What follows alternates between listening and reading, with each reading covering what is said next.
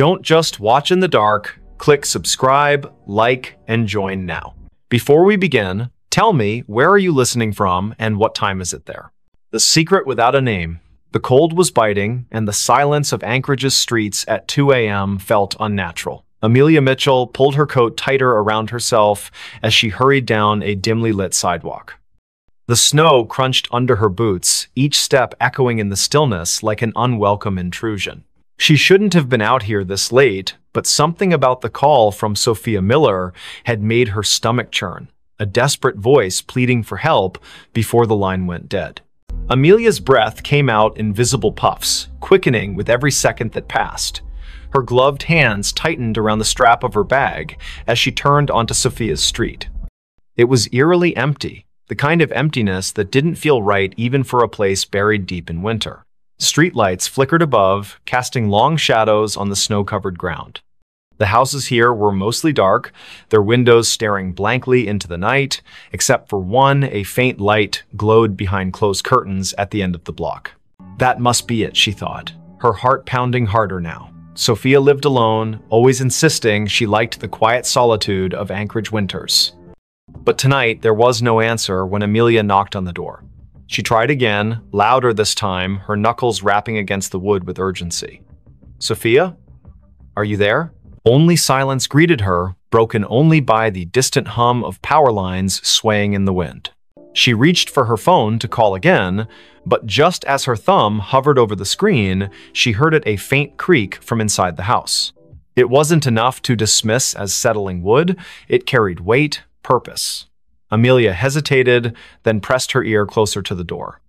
Another sound followed, softer but unmistakable, shuffling footsteps, moving away from where she stood. "Sophia?"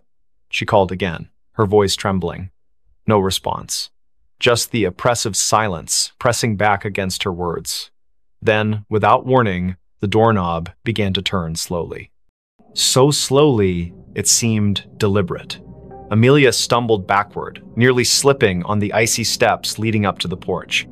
Her pulse roared in her ears as the door swung open wide, revealing nothing but darkness beyond. There was no one there, not immediately anyway.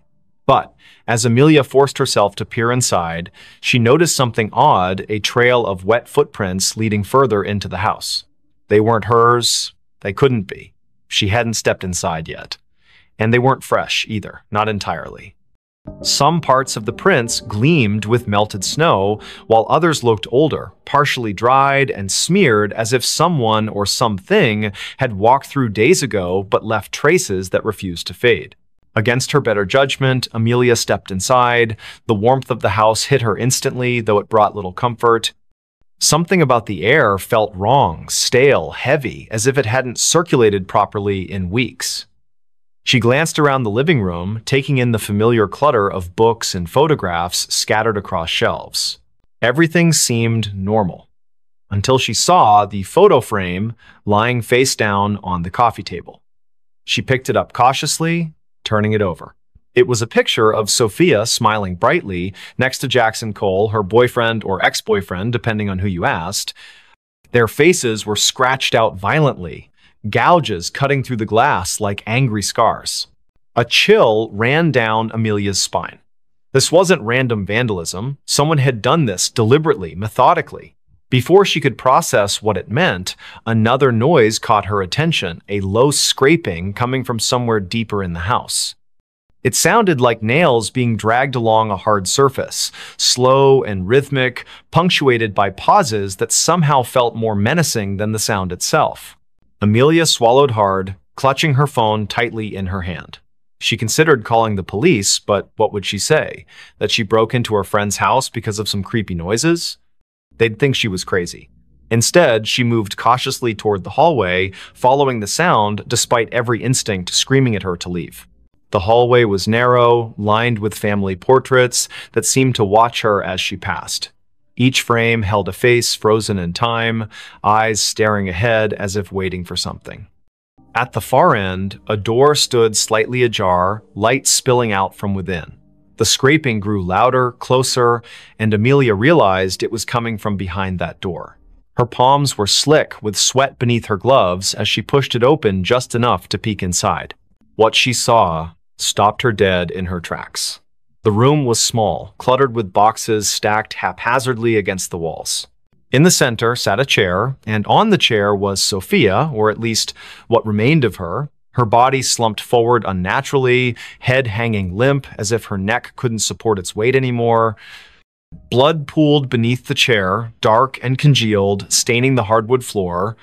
But the worst part was her face, or rather, the absence of it. Where Sophia's features should have been, there was only smooth, featureless skin stretched, taut over bone. Amelia gagged, stumbling backward as bile rose in her throat. She wanted to scream, to run, but her legs wouldn't obey. Instead, she froze, transfixed by the sight before her. And then, from somewhere behind her, a voice spoke softly, almost kindly. "You shouldn't have come." She spun around, heart hammering wildly, but there was no one there. The hallway was empty, the portraits still staring silently ahead. Yet the voice lingered in her mind, repeating the same phrase over and over. "You shouldn't have come. You shouldn't have come." Amelia backed away, tripping over her own feet as she tried to retrace her steps toward the front door. But the layout of the house seemed different now, distorted somehow. Doors that hadn't been there before appeared in the walls, leading to rooms she didn't recognize. Shadows shifted unnaturally, twisting into shapes that defied logic. She could hear whispers now too, overlapping voices murmuring in tones too low to understand. Panic set in fully as she realized she was trapped. Every step she took led her deeper into the labyrinthine nightmare of Sophia's home. The air grew colder with each passing moment, frost creeping up the walls and forming intricate patterns on the ceiling.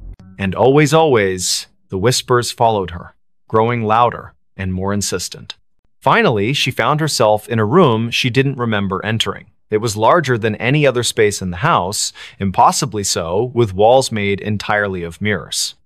Each reflection showed a version of herself, but none of them matched the person standing in the center of the room. Some looked older, gaunt, and hollow-eyed.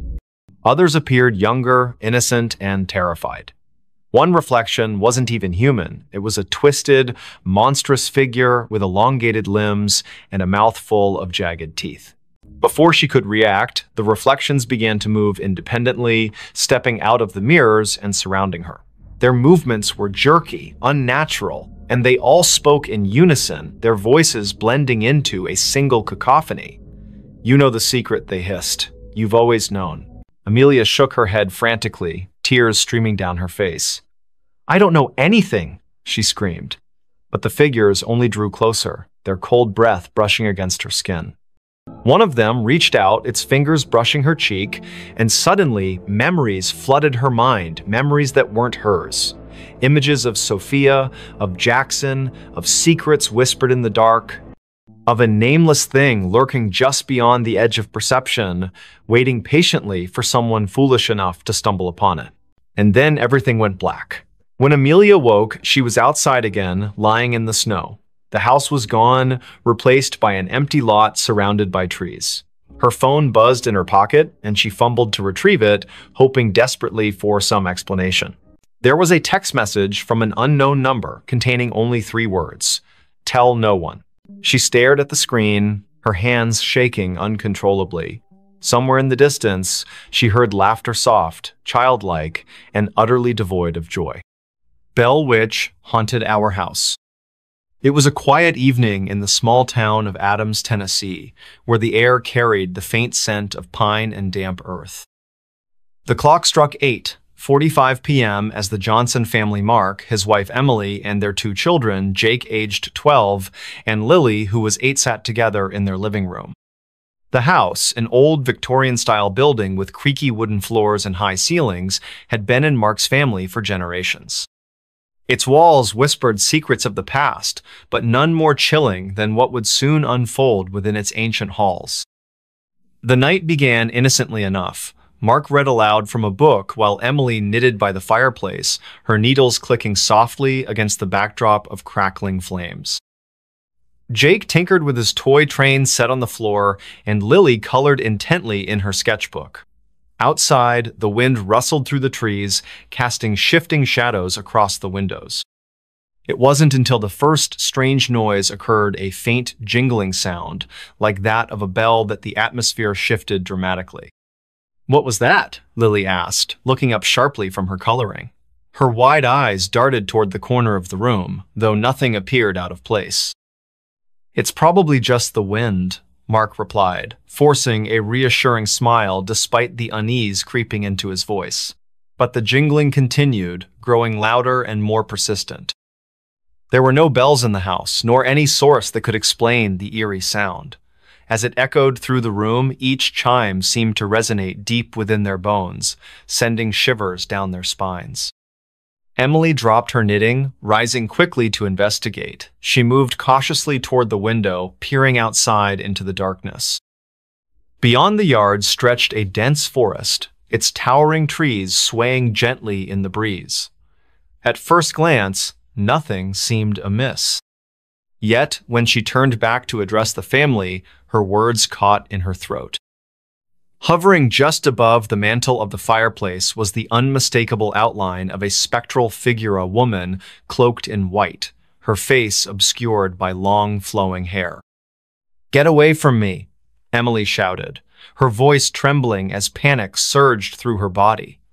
The apparition vanished instantly, leaving behind only the lingering chill of its presence. But the jingling persisted, now accompanied by other unsettling sounds: footsteps pacing overhead, doors creaking open and shut, and whispers that filled the air like phantom voices. That night, sleep eluded the Johnsons. Huddled together in the master bedroom, they listened helplessly as the haunting grew increasingly aggressive. Objects moved on their own accord, drawers opening and slamming shut seemingly without cause. The bed shook violently beneath them, though no earthquake or storm accounted for the disturbance. And then came the most terrifying sound of a low, guttural growl emanating from the shadows, followed by laughter that sounded both childlike and menacing at the same time. Days passed, each one bringing new horrors. The family documented every incident, hoping to find some rational explanation for what plagued them. They consulted local historians, learning about the infamous Bell Witch legend, a malevolent spirit said to have tormented the Bell family in the early 19th century before vanishing into folklore. Some claimed the witch still roamed the countryside, seeking vengeance against those who dared disturb her resting place. Others dismissed the stories as mere superstition. Regardless, the parallels between the Bell Witch case and their own experiences were undeniable. Desperate for answers, the Johnsons reached out to paranormal investigators, inviting them into their home to conduct a thorough examination. Cameras and recording equipment captured phenomena beyond human comprehension: cold spots forming inexplicably, voices speaking in languages neither the family nor the investigators understood, and even physical manifestations of the entity itself. One particularly harrowing moment occurred during a seance when the table levitated briefly before crashing to the ground, splintering into pieces. Through it all, the Bell Witcher, whatever force masqueraded as her, seemed fixated on Lily. She became the target of its wrath, experiencing nightmares so vivid they left her screaming awake in terror. During one such episode, Lily described seeing a pair of glowing red eyes staring at her from the darkness, accompanied by the sensation of icy fingers brushing against her skin. When she awoke, her blanket bore scratch marks identical to those of clawed hands. As weeks turned into months, the family's lives unraveled further. Mark lost his job due to frequent absences caused by the disturbances, and Emily withdrew into herself, consumed by grief and exhaustion. Jake began acting out, lashing out at his parents and sister in frustration. Only Lily remained eerily calm, often speaking of the lady as if she were an old friend rather than a terrifying specter. This unnerved the others even more, raising questions about whether Lily possessed some form of connection to the entity. Eventually, the strain became unbearable. With nowhere else to turn, the Johnsons sought refuge in a nearby motel, abandoning their ancestral home to the mercy of the Bell Witch. For a time, peace returned to their lives. They relocated to another state, starting anew under assumed names, determined to leave the nightmare behind. Yet, every now and then, during quiet nights when the world seemed most still, Mark found himself glancing nervously over his shoulder, searching for signs of movement among the shadows. Years later, the Johnsons rarely spoke of their ordeal. Though grateful for their escape, they couldn't shake the feeling that the Bell Witch hadn't truly let go. Somewhere, deep within the woods surrounding Adams, Tennessee, her vengeful spirit lingered watching, waiting, ready to claim her next victim. The whisper that never opened. It was 3 in the morning when Lucas Bennett first heard the sound. A faint whisper carried by the icy wind that swept through the narrow streets of Los Angeles. The city was unusually quiet for a place that never slept, its usual hum of life replaced by an unsettling stillness. Frost clung to the palm trees lining the sidewalks, their leaves glistening under the dim streetlights. Lucas had been walking home from his late shift at the diner when he noticed it, the whispering that seemed to follow him wherever he went. He pulled his jacket tighter around himself, trying to shake off the chill that wasn't entirely from the cold. The whisper grew louder as he passed an alleyway between 2 old brick buildings. It sounded like words, but nothing coherent, just fragments of syllables that danced at the edge of understanding. His pace quickened, boots crunching against the frost-covered pavement. He told himself it was just the wind playing tricks on him. But deep down, he knew better. Olivia Turner lived in apartment 3B of the building where Lucas rented his studio. She had moved in 6 months ago, and they had exchanged polite greetings in the hallway occasionally. But tonight, when Lucas finally reached his floor, he found her standing outside her door, her face pale and drawn. Her hands trembled as she fumbled with her keys, dropping them twice before managing to unlock the door. Something about her demeanor made Lucas pause. "Everything okay?" he asked, his voice softer than intended. Olivia glanced at him, her eyes wide with something he couldn't quite place. Fear? Exhaustion? Both? She hesitated before answering, I keep hearing things." Her voice cracked slightly. Voices. Whispers. I thought maybe it was just my imagination. She trailed off, looking past him into the dark hallway.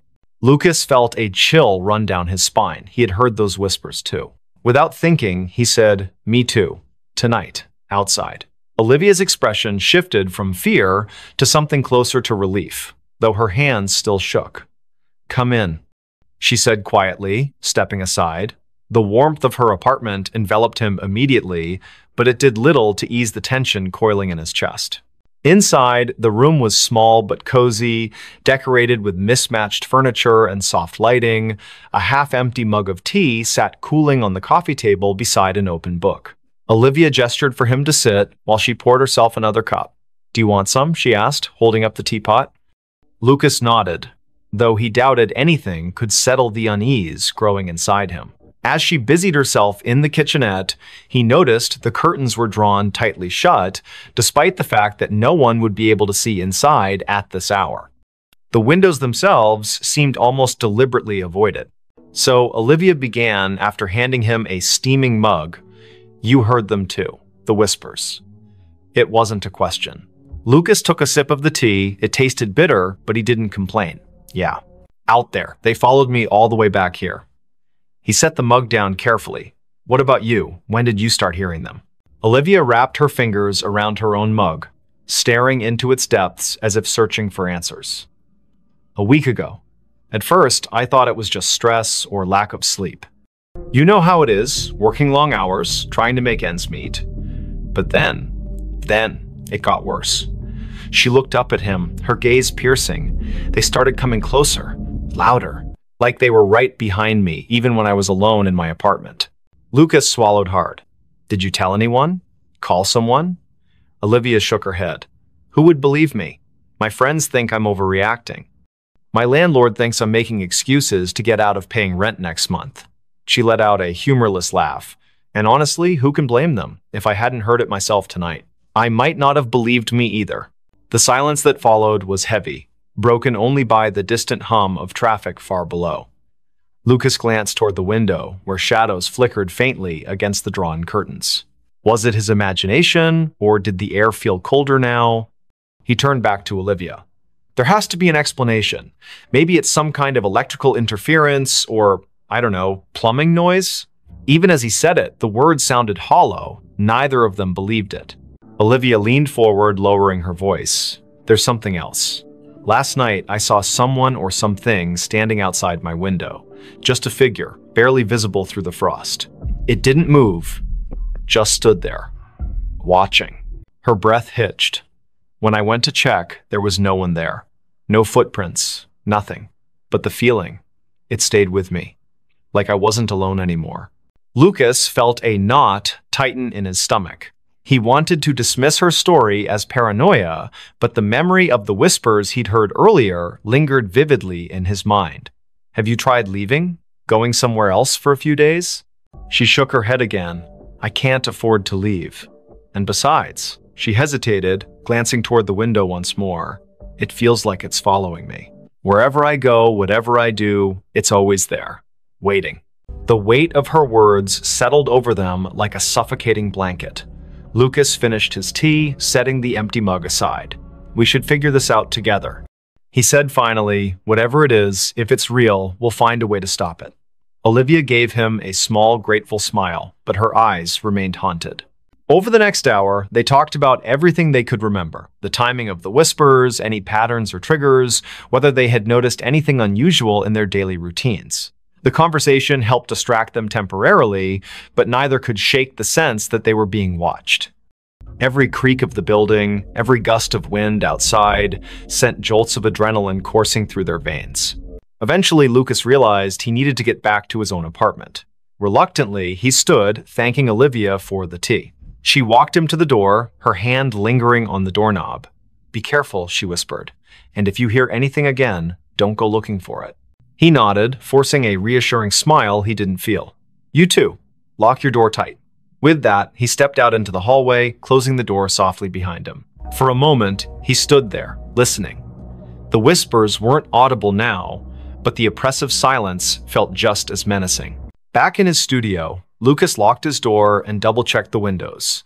He debated calling someone, anyone, but who would he call? Who would understand, without dismissing him outright?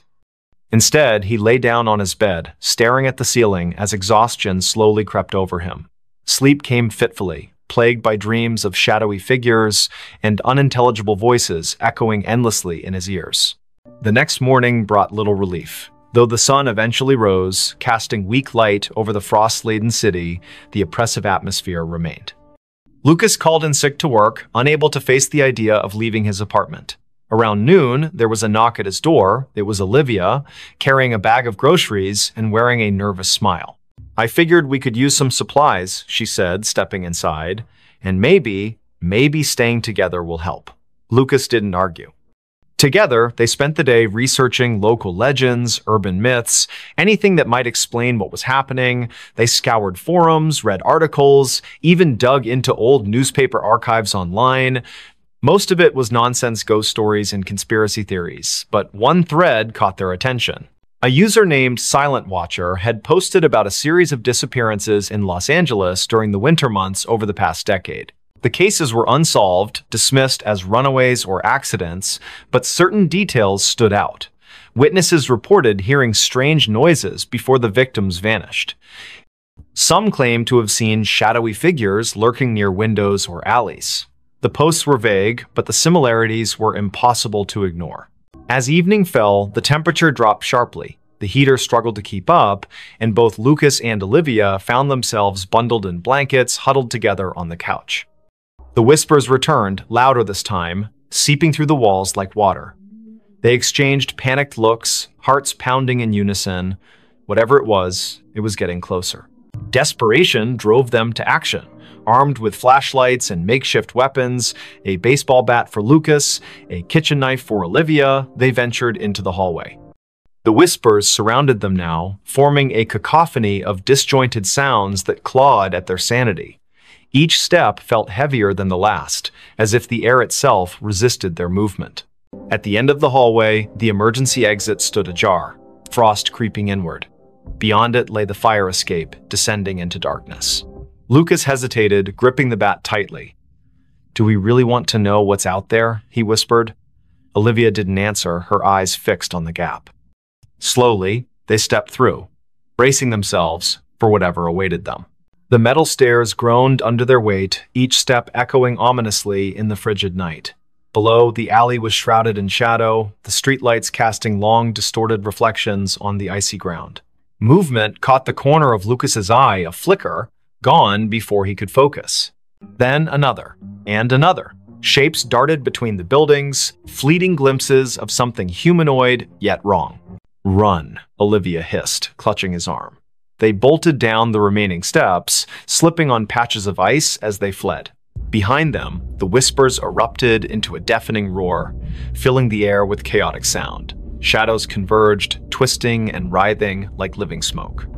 Panic surged through Lucas's veins as he realized they were being hunted. They rounded a corner, breaths ragged, legs burning.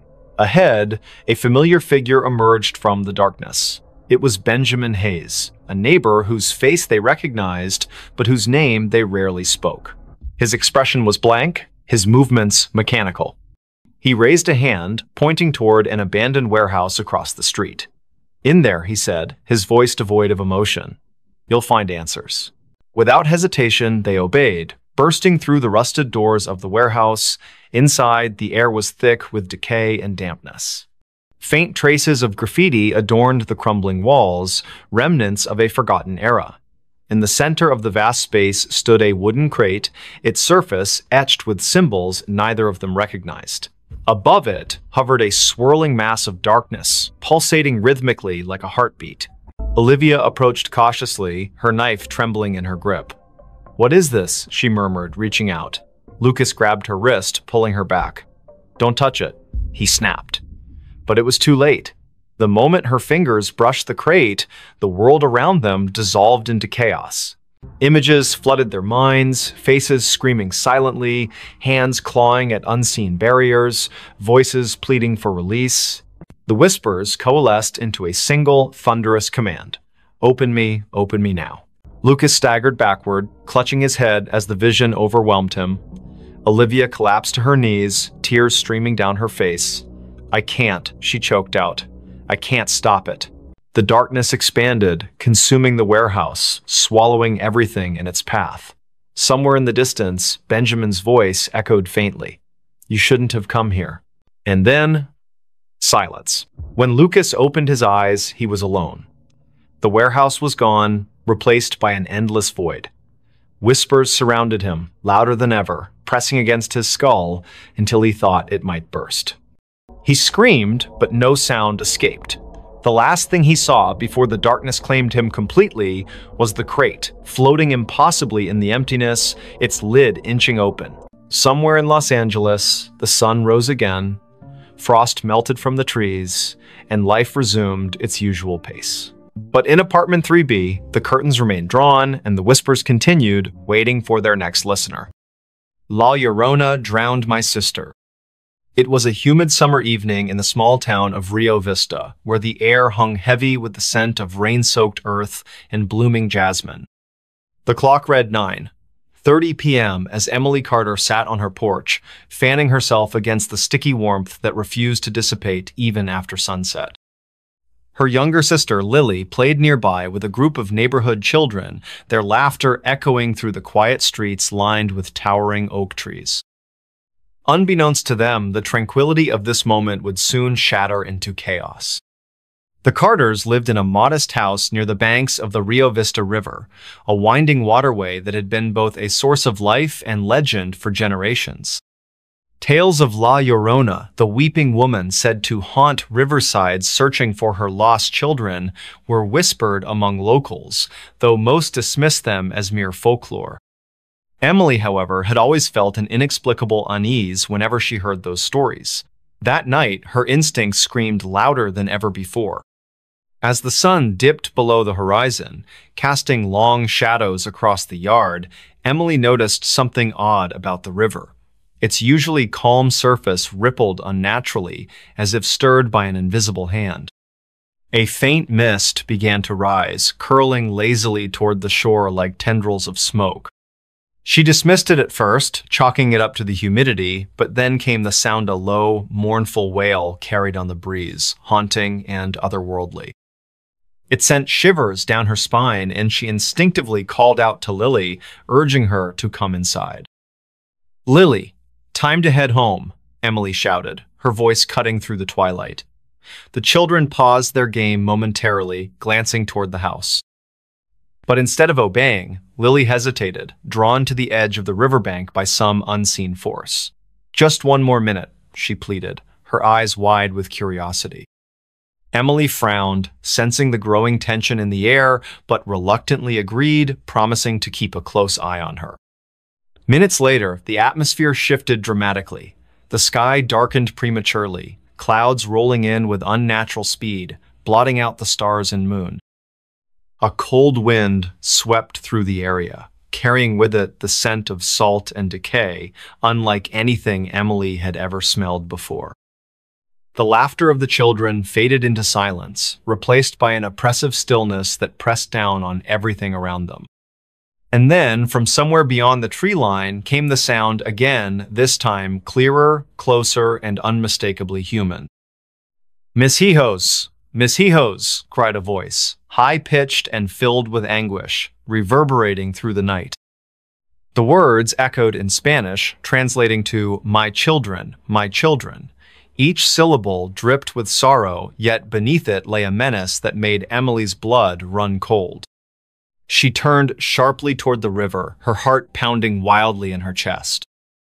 There, standing knee-deep in the water, was a figure cloaked in white, a woman with long, tangled hair that obscured her face, her arms outstretched as if beckoning someone forward. "Lily!" Emily screamed, lunging toward her sister just as the child took another step closer to the edge. But it was too late. Before anyone could react, Lily slipped into the murky depths of the river, vanishing beneath the surface without so much as a splash.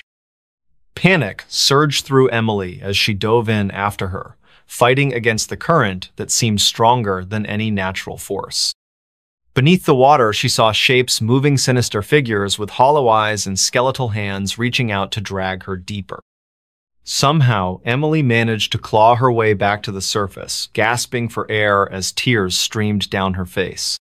She searched frantically for any sign of Lily, calling her name over and over until her voice cracked from exhaustion.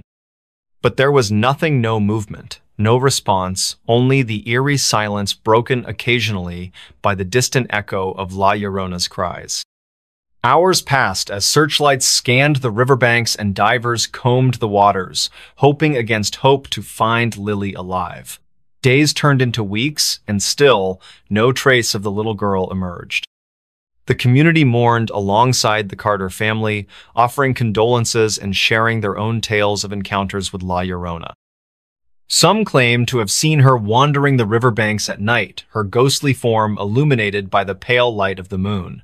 Others spoke of hearing her cries during storms, warning people to stay away from the water.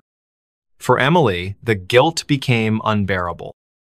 Every night, she dreamed of that moment, the icy grip of the river pulling her under, the skeletal hands grabbing at her ankles, and the hollow eyes staring back at her from the darkness. She began hearing things, too soft whispers in the dead of night, footsteps outside her bedroom window, and sometimes faint giggles coming from the direction of the river. Each sound drove her further into despair, convincing her that La Llorona wasn't done tormenting her family.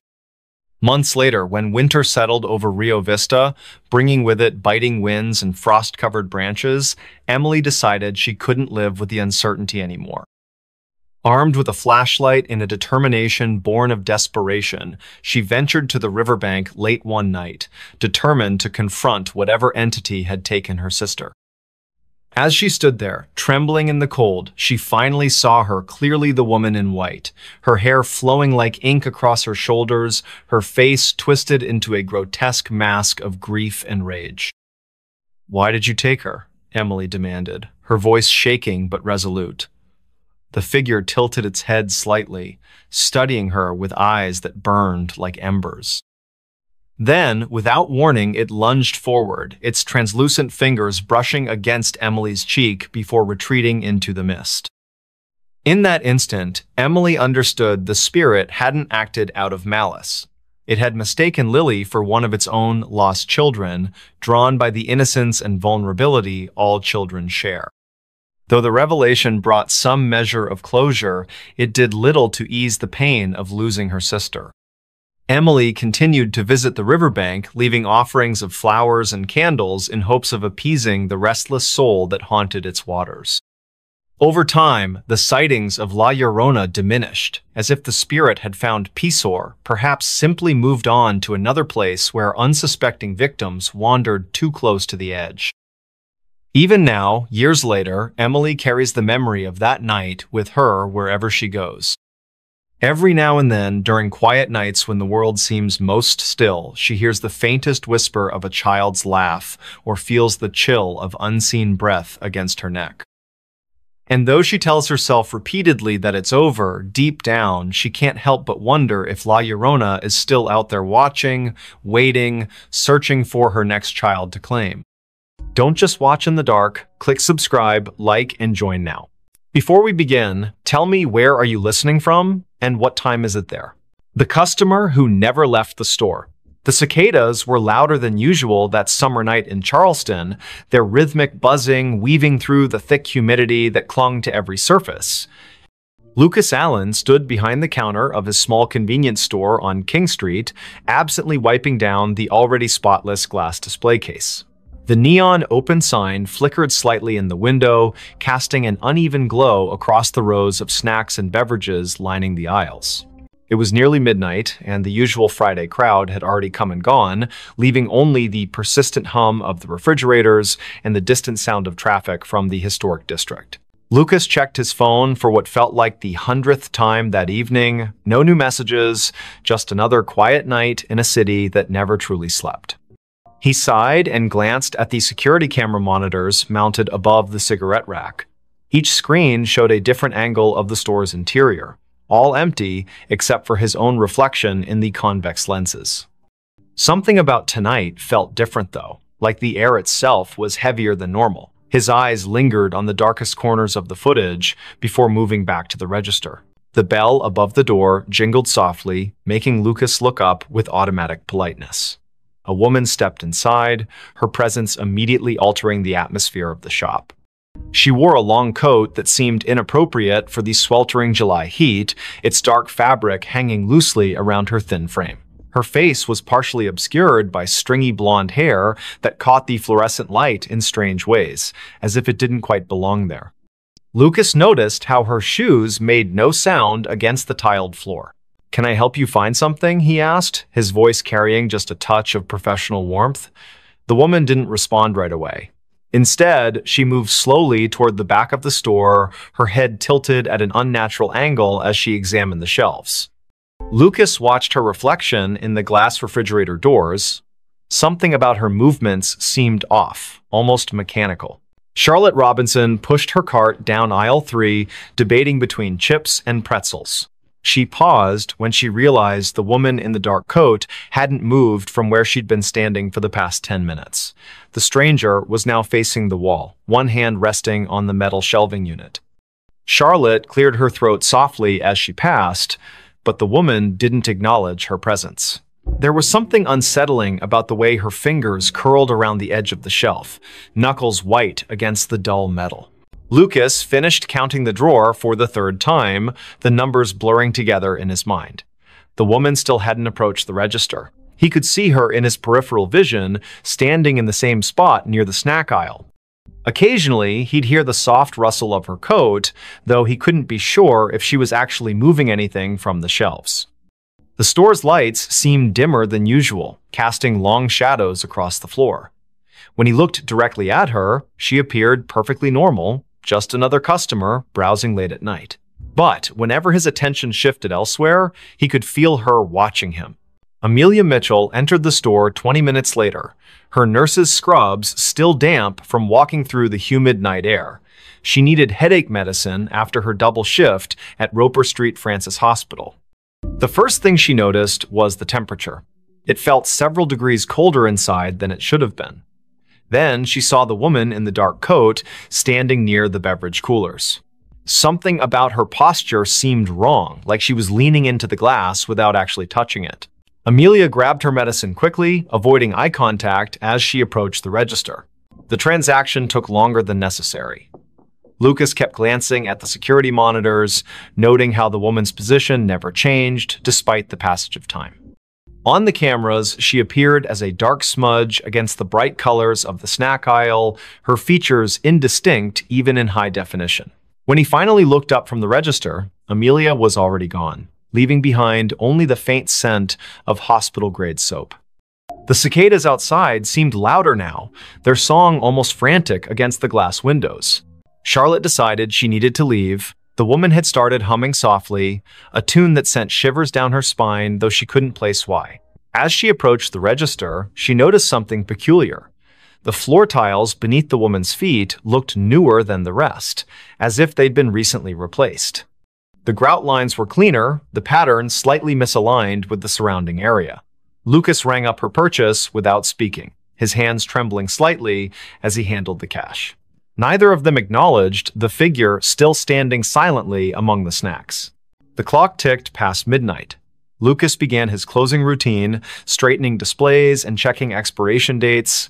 The woman remained in her spot, seemingly unaware of the store's operating hours. When he finally mustered the courage to approach her, she turned toward him with a smile that didn't reach her eyes. "I'll be leaving soon," she said, her voice carrying an odd echo despite the carpeted floor.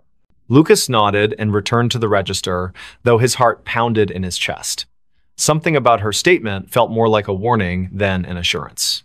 Amelia couldn't shake the feeling that she'd seen the woman before. During her walk home, fragments of memory surfaced. A patient years ago who had died in room 312, her body found cold and alone after the night staff failed to check on her. The details matched too perfectly. The dark coat, the stringy blonde hair, the way she stood so still, it was easy to forget she was there. Amelia quickened her pace, the streetlights casting long shadows that seemed to stretch toward her from every direction. Back at the store, Lucas prepared to lock up. The woman was still there, now examining the lottery tickets with unnatural focus. Her reflection in the glass case showed details that shouldn't have been possible, her eyes too large, her mouth moving, though no sound emerged. When Lucas announced the store was closing, she simply nodded and walked toward the back exit. The security cameras captured her movements perfectly until she reached the threshold, then suddenly she vanished from all screens simultaneously. Charlotte lay awake in her apartment on Queen Street, unable to stop thinking about the encounter. The humming had lodged itself in her mind, repeating endlessly like a broken record. She pulled out her phone and searched recent news articles, finding nothing unusual about the convenience store or its employees. Yet when she scrolled through the business's social media page, she noticed something strange. In every photo taken inside the shop, the same dark figure appeared in the background, always partially obscured, but unmistakably present. Lucas locked the front door and set the alarm, his hands shaking as he worked. The back exit showed no signs of forced entry or recent use. The woman's absence felt heavier than her presence had been. As he walked to his car, he couldn't shake the sensation of being watched. The parking lot lights buzzed faintly overhead, attracting clouds of insects that cast dancing shadows across the asphalt. When he glanced back at the store windows, he saw her standing exactly where he'd left her, staring out with an expression he couldn't read. Amelia called in sick the next day, unable to face the memories flooding back with each passing hour. She researched the store's history, discovering it had been built on the site of an old boarding house that burned down decades ago. Records mentioned a woman who had disappeared during the fire, her body never found among the charred remains. The description matched the figure from the store perfectly, right down to the humming that witnesses claimed they could still hear on quiet nights. The following evening, Lucas arrived for his shift to find everything exactly as he'd left it. The security footage showed 14 hours of empty aisles and silent registers. Yet, when he reviewed the previous night's recording, there she was again, appearing in the snack aisle as if she'd never left, moving with purpose toward the back of the store. The timestamp confirmed she'd been there the entire time, invisible to everyone except through the unblinking eyes of the cameras. Charlotte couldn't stay away. Something compelled her to return to the store to confront the mystery that had taken root in her thoughts. When she entered that night, the air felt colder than before, and the humming was louder, vibrating through her bones like a tuning fork. The woman stood in the same spot, surrounded by products that seemed to decay faster than they should. Their expiration dates read months in the future, yet their packaging was faded and brittle, as if time itself bent around her presence. Lucas began documenting everything. He kept detailed notes about each encounter, noting patterns in her behavior and appearance. The woman never spoke unless directly addressed, and even then, her responses were cryptic and often nonsensical. Yet, she seemed to know intimate details about each person who interacted with her, childhood memories Charlotte had forgotten, medical cases Amelia thought she'd kept confidential, personal struggles Lucas had never shared with anyone. The knowledge hung in the air like a threat, preventing them from seeking help. The city continued its usual rhythm around them, oblivious to the supernatural phenomenon unfolding on King Street. Tourists snapped photos of the historic district, capturing streaks of darkness in their pictures that they dismissed as lens flares. Locals complained about power fluctuations in the area, their clocks running minutes fast or slow without explanation. The cicadas grew louder with each passing night, their song taking on an almost musical quality that matched the woman's haunting melody. Amelia discovered other victims during her research, people who had encountered similar figures in different locations throughout Charleston's history. Each story followed the same pattern. A mysterious woman appearing in places of commerce, lingering beyond reason, collecting pieces of people's lives until they became trapped in her orbit. Some claimed she was searching for something specific, others believed she fed on human connection. All agreed that once she marked you, there was no escaping her influence. Lucas found himself changing. His reflection in the store windows seemed less substantial, his features fading slightly each day. Customers commented on how tired he looked, though he slept better than he had in years. The security cameras captured moments when he wasn't entirely present, his form flickering like static between frames. The woman watched these transformations with apparent satisfaction, her humming growing more complex, as if composing a symphony only she could hear. Charlotte's friends noticed her withdrawal from social activities. She spent hours sitting in her apartment, staring at the convenience store's security feed she'd hacked into. The woman's movements created patterns that resembled ancient symbols when traced over time. Mathematical equations formed in the spaces between appearances, suggesting a logic behind the madness. Yet each revelation came at a cost, fragments of Charlotte's personality chipped away, replaced by an understanding she couldn't articulate. The temperature in the store dropped steadily, creating condensation on the windows that spelled out words when viewed from certain angles. "Help me" appeared repeatedly, though none of them could determine if it was a plea or a command. The refrigeration units malfunctioned constantly, their contents freezing solid regardless of settings. Products aged rapidly on the shelves, some turning to dust within hours of stocking. Time itself seemed to warp around the woman, bending reality to accommodate her presence. Amelia's dreams became vivid and disturbing. She found herself wandering through endless aisles of forgotten stores, each one containing the same dark figure waiting patiently. The humming followed her into consciousness, becoming a constant companion that drowned out other sounds. Her colleagues at the hospital remarked on her improved intuition regarding patient care, though they couldn't explain how she knew things she shouldn't. The line between her world and the woman's realm blurred until she couldn't tell which side she belonged to. Lucas attempted to break the cycle by staying away from the store. For 3 days, he avoided King Street entirely, hoping distance would sever the connection. Instead, the woman's influence grew stronger. She appeared in his apartment mirror, reflected in puddles during rainstorms, visible in the steam rising from his morning coffee. The humming never ceased, matching his heartbeat until he couldn't distinguish between internal and external sounds. His attempts to warn others fell on deaf ears, their faces blank as if seeing through him. Charlotte documented everything obsessively, filling notebooks with observations and calculations.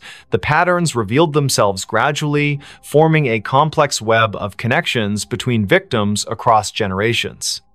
Each person had experienced loss or isolation significant enough to create a void the woman could fill. They had sought comfort in material possessions, believing wealth or convenience could replace human connection. The realization hit her like a physical blow. They were all customers who had never truly left the store, trapped by their own desires. The final confrontation occurred on the hottest night of the summer. The cicadas screamed in harmony with the humming, their combined song shaking the glass in the store's windows. Lucas, Charlotte, and Amelia found themselves drawn back to the convenience store despite their efforts to resist. The woman waited for them in aisle 3, her dark coat billowing as if caught in a wind that didn't exist. Her smile revealed too many teeth, each one gleaming like polished stone. "You've learned," she said, her voice resonating through the empty store. But learning isn't enough. The floor tiles beneath them shifted, revealing the foundation of the old boarding house.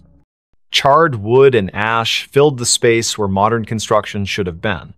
The security cameras captured everything perfectly, broadcasting their final moments to empty monitors throughout the building. One by one, they stepped forward, unable to resist the pull any longer. The store remained open for business the next day. New employees arrived, unaware of the previous staff. Customers browsed the aisles, selecting items they didn't need but couldn't refuse.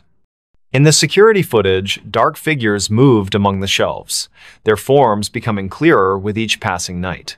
The humming continued, growing louder with each new victim drawn into its melody. And in aisle 3, the woman waited patiently, collecting souls who had forgotten what it meant to truly leave. Wendigo's screams echo in the woods. It was late in the evening, around 9:15 p.m., when the first scream echoed through the dense pine forest surrounding Lake Hollow, a small community nestled deep within the northern woods of Wisconsin. The air was cold and still, with a biting frost that clung to every breath exhaled. Inside their cozy cabin on the edge of the lake, the Anderson family, Mark, his wife Emily, and their 2 children, 10-year-old Jake and 7-year-old Lily, were settling down for the night after a long day of hiking and fishing. The fire crackled softly in the hearth, casting flickering shadows across the walls, while the soft hum of crickets filled the silence outside. Jake sat cross-legged on the floor, engrossed in a book about Native American folklore, his eyes wide with fascination as he read aloud to his younger sister. "Did you know," he began, his voice tinged with excitement, "that some tribes believe in a creature called the Wendigo? It's supposed to be this monstrous being that lives in the woods and feeds on people who wander too far from home." Lily giggled nervously, pulling her blanket tighter around her shoulders. "That's silly," she said, trying to mask her unease. "There's no such thing as monsters." Mark and Emily exchanged glances, amused by their children's banter, but little did they know how wrong Lily would soon prove to be. As the family prepared for bed, the atmosphere shifted subtly. A sudden gust of wind rattled the windows, sending a chill through the room that seemed to linger longer than it should have. Emily paused mid-step, her hand resting on the doorknob leading to the porch. "Did you hear that?" she asked, turning toward Mark. He frowned, straining his ears to listen.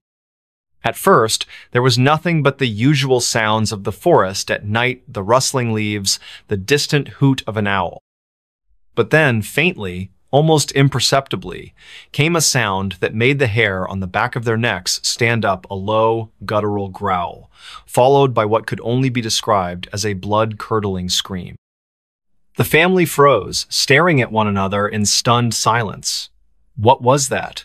Lily whispered, clutching her mother's leg tightly.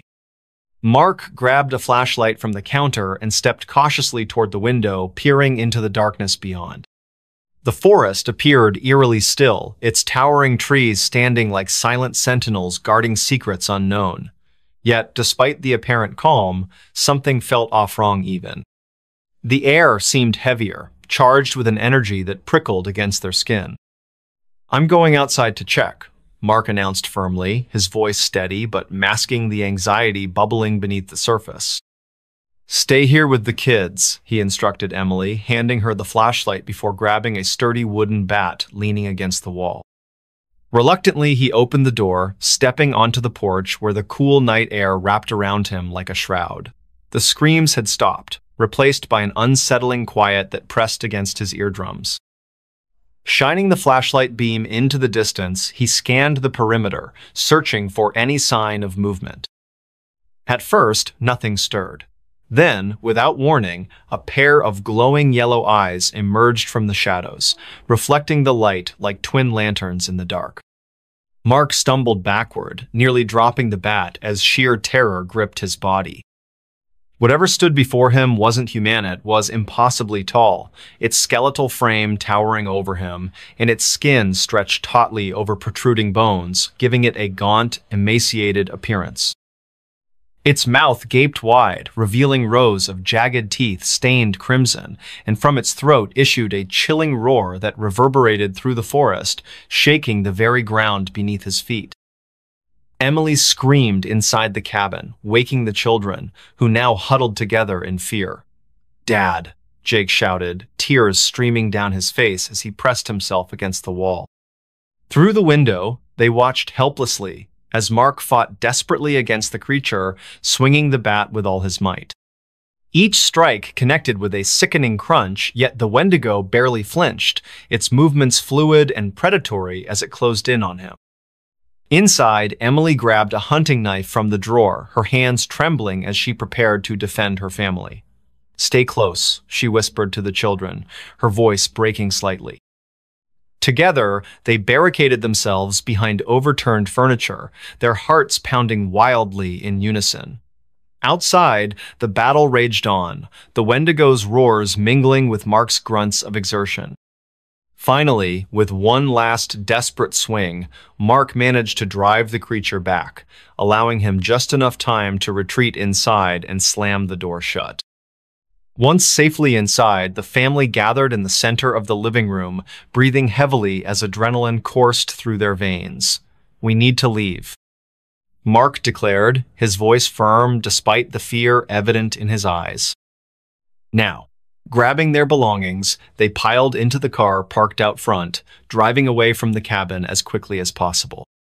Behind them, the Wendigo's screams echoed through the woods, growing louder and more menacing with each passing mile. For hours, they drove aimlessly, seeking refuge in a nearby town. Along the way, strange occurrences plagued their journey, objects moving inexplicably within the car, whispers echoing through the radio speakers, and fleeting glimpses of shadowy figures darting across the road ahead. By dawn, they reached safety, collapsing into motel beds, exhausted but grateful to have survived the night. In the days that followed, the Andersons spoke sparingly of their encounter, choosing instead to focus on rebuilding their lives elsewhere. Yet, every now and then, during quiet nights when the world seems most still, Mark finds himself glancing nervously out the window, searching for signs of movement among the trees. And though he tells himself repeatedly that it's over, deep down, he can't help but wonder if the Wendigo is still out there, watching, waiting, stalking its next prey. Next story. What happened in Black Hollow Woods?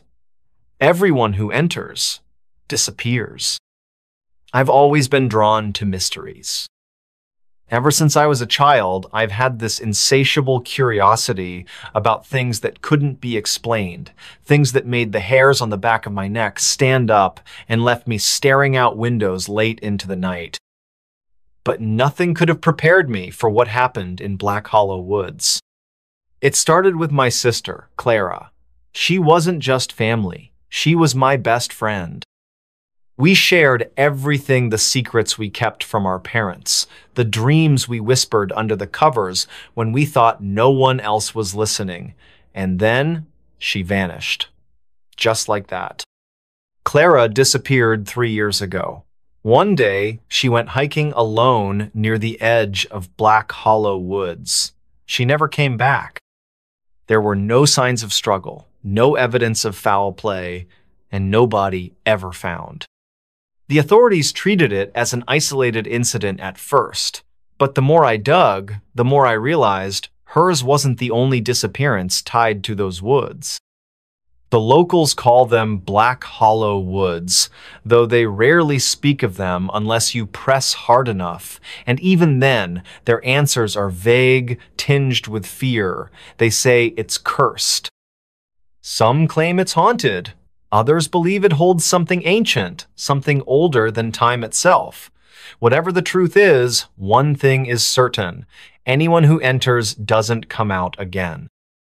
Or if they do, they're never quite the same. At first, I tried to convince myself it was all superstition. After all, how could a foresta, place filled with trees and dirt and wildlife, be responsible for so many disappearances? But the more stories I uncovered, the harder it became to dismiss them as mere coincidence. People talked about hearing voices in the woods, seeing lights flicker through the trees at night, or feeling an overwhelming sense of dread that made them turn back before they ventured too far inside. One man told me he saw his missing brother standing among the trees, calling his name. Another woman swore she heard children laughing, not the happy kind, but something twisted, almost malicious. When I asked where these sightings took place, every single person pointed toward the same spot, the heart of Black Hollow Woods. And yet, despite all the warnings, I knew I had to go there. Not because I wanted to solve some grand mystery or become famous for uncovering the truth. No, I needed answers for myself, for Clara, for everyone whose lives had been torn apart by those woods. If it meant risking my own life, so be it. But little did I know, stepping into Black Hollow Woods would change everything. Preparation became my obsession. For months, I studied maps, read accounts online, and scoured forums dedicated to unsolved mysteries. I stocked up on supplies: a flashlight, extra batteries, matches, water purification tablets, and a portable GPS device. My phone wouldn't work once I entered the woods. I'd already learned that much, but I figured the GPS might help keep me oriented. Still, deep down, I felt uneasy. It wasn't just the stories anymore. It was the way people reacted when I mentioned the woods. Their faces would pale, their voices drop to barely audible whispers. "You shouldn't go there," they'd say. "Something's wrong with those woods." On the morning I set out, the air was heavy with anticipation or maybe dread. I parked my car at the edge of the forest, where the asphalt road abruptly ended and the dirt trail began. A rusted sign stood crookedly beside the path, its paint chipped and faded. In bold letters, it read, "Warning, Black Hollow Woods, unsafe for travel." Below that, someone had spray painted a single word in red: "Turn back." I hesitated for a moment, staring at the sign. Was this really such a good idea? Could I trust myself to make it out alive? Then I remembered Clara's face, her smile, the last time I saw her. That memory steeled my resolve. Taking a deep breath, I stepped onto the trail. At first, everything seemed normal. The sun filtered weakly through the canopy above, casting dappled shadows across the ground. Birds chirped in the distance, and the occasional breeze stirred the leaves. But as I pressed deeper into the woods, the atmosphere began to shift. The sounds of nature grew quieter until they stopped altogether. No birdsong, no rustling leaves, not even the faintest whisper of wind. Just silence. A strange sensation crept over mean itch between my shoulder blades, like someone was watching me. I spun around, scanning the trees behind me, but there was nothing. Nothing except the endless rows of trunks stretching endlessly into the distance. Still, I couldn't shake the feeling that I wasn't alone. My GPS started acting up next. At first, it simply lost signal, which I expected. But then the screen glitched, displaying random coordinates that didn't match any known location. Lines appeared where they shouldn't, forming patterns that looked almost deliberate, like symbols or sigils. Frustrated, I turned it off and shoved it into my bag. Time began to warp. I couldn't tell whether hours or minutes had passed. The sun seemed stuck in the sky, refusing to move. Shadows lengthened and shortened unpredictably, casting shapes that didn't belong. Once, I thought I caught sight of movementa figure darting between the trees, but whenever I approached, it vanished without a trace. Then came the whispers. They started softly, almost imperceptibly, carried on a non-existent breeze. At first, I thought it was my imagination playing tricks on me. But as I listened closer, I realized the voices weren't random, they were speaking names. Familiar names. Names of people who had gone missing in Black Hollow Woods. Clara, one voice murmured, low and mournful. My heart froze.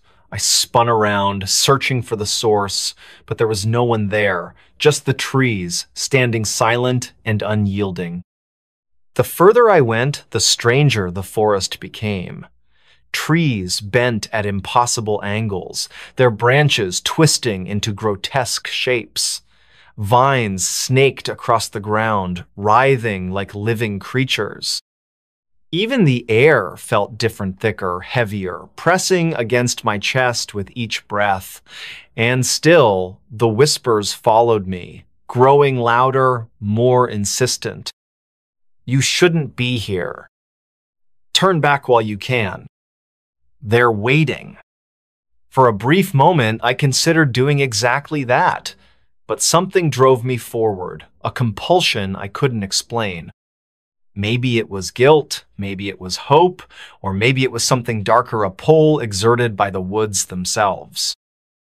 Eventually, I reached what I believed to be the center of Black Hollow Woods. The trees thinned slightly here, revealing a clearing bathed in an unnatural light. It wasn't sunlight, it was colder, paler, casting long, distorted shadows that danced erratically across the ground.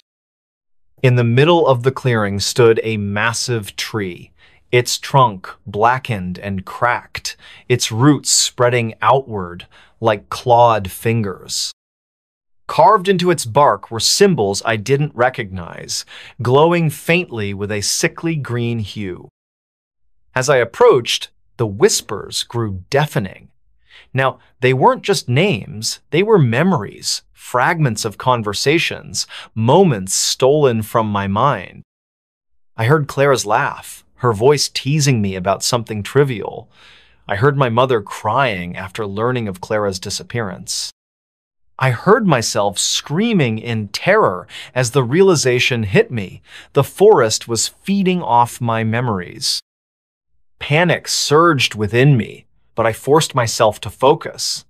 What was this place? Why did it exist? And why did it seem so intent on consuming those who entered? That's when I noticed the figures gathered at the edge of the clearing. At first, I thought they were statues, lifeless, unmoving shapes carved from stone. But as I watched, they shifted, turning their heads ever so slightly to regard me. Faces emerged from the darkness, pale and gaunt, their eyes hollow pits of emptiness. "Welcome home," one of them rasped. Home? What did they mean by that? Before I could ask, the ground beneath me trembled violently. Roots burst forth from the earth, wrapping around my legs, pulling me toward the massive tree. I struggled, kicking and clawing at the soil, but the roots held fast. Panic gave way to desperation as the whispers turned into screams, echoing in my ears until I thought I'd go mad. And then, just as suddenly as it began, it stopped. The roots released me, retreating back into the ground. The figures in the clearing dissolved into mist, leaving me alone once more. The tree loomed above me, its glowing symbols dimming until they vanished entirely. For a moment, I sat there, trembling, trying to process what had just happened. It was then that I noticed the notebook. Propped against the base of the tree was a small, leather-bound journal. Its pages were yellowed with age, the ink faded, but still legible. Curiosity got the better of me, and I picked it up, flipping through the entries. Each one belonged to someone who had entered Black Hollow Woods before me, people who had written down their experiences, their fears, their final thoughts before disappearing forever. The last entry was unfinished. I don't know what this place is, but it knows me. It knows everything about me. It shows me things I wish I could forget, makes me relive moments I'd rather bury. Is this what happens to everyone who comes here? Do we all end up trapped in our own minds? Beneath the words was a single sentence scrawled in frantic handwriting. If you're reading this, run. Get out while you still can. I dropped the notebook and stumbled backward, my pulse racing. Run? How could I run when I didn't even know where I was anymore? The paths had twisted and turned, leading me in circles until I lost all sense of direction. And now, standing in this eerie clearing, I wondered if escape was even possible. As the days, perhaps hours dragged on, I began to piece together the truth about Black Hollow Woods. It wasn't a physical place, not entirely. Yes, the trees and the ground existed, but the forest itself was something else, a gateway, a prison, a manifestation of whatever dwelled beyond the veil of reality. The whispers, the memories, the figures in the clearing, all of it, was part of the forest's design. It fed on emotions, on fears and regrets, using them to ensnare its victims. Those who entered rarely left, not because they were killed, but because they became part of the woods themselves. Trapped in an endless loop of torment, reliving their worst moments over and over again. But there was more, much more. In the quiet moments, when the whispers subsided and the forest seemed almost peaceful, I began to hear another sound of voice, distinct and clear, speaking directly to me. It wasn't human, not exactly, but it understood my language well enough. It called me by name, promised me answers if I stayed, if I surrendered. "What do you want?" I demanded, though I wasn't sure if it could hear me. "To show you the truth," it replied, its voice resonating in my mind. "To let you see what lies beyond." Beyond what? Beyond the woods? Beyond life itself? The voice didn't answer. Instead, it showed me images, flashes of light and shadow, glimpses of places I couldn't begin to comprehend. Worlds unlike anything I'd ever imagined, populated by beings both beautiful and horrifying. And in the center of it all, a figure watching me, smiling faintly as though it knew something I didn't. Was this real? Or was it merely a trick, a ploy to keep me trapped? I couldn't tell. All I knew was that I had to get out, somehow. Days later, maybe minutes, I emerged from the woods, gasping for air as sunlight blinded me. My clothes were torn, my skin scratched and bruised, but I was alive. More importantly, I was free. Or so I thought. Back in my car, I checked my phone for the first time since entering the woods. To my relief, it worked again, showing full bars and a strong signal. I opened the map app, expecting to see the location of the nearest town. Instead, the screen displayed a message. "You're still here." My blood ran cold. I stared at the phone, then glanced around me. The forest loomed in the rearview mirror, its edges blurring and shifting as though mocking me. Had I truly escaped? Or had the woods followed me out? I haven't slept since. Every night I hear the whispers again, softer now, but persistent. Sometimes I think I see faces in the shadows outside my window, watching me, waiting. And sometimes when I close my eyes, I swear I feel roots curling around my ankles, pulling me back into the darkness. Maybe I'll never leave Black Hollow Woods after all. Bloody Mary answered in my mirror.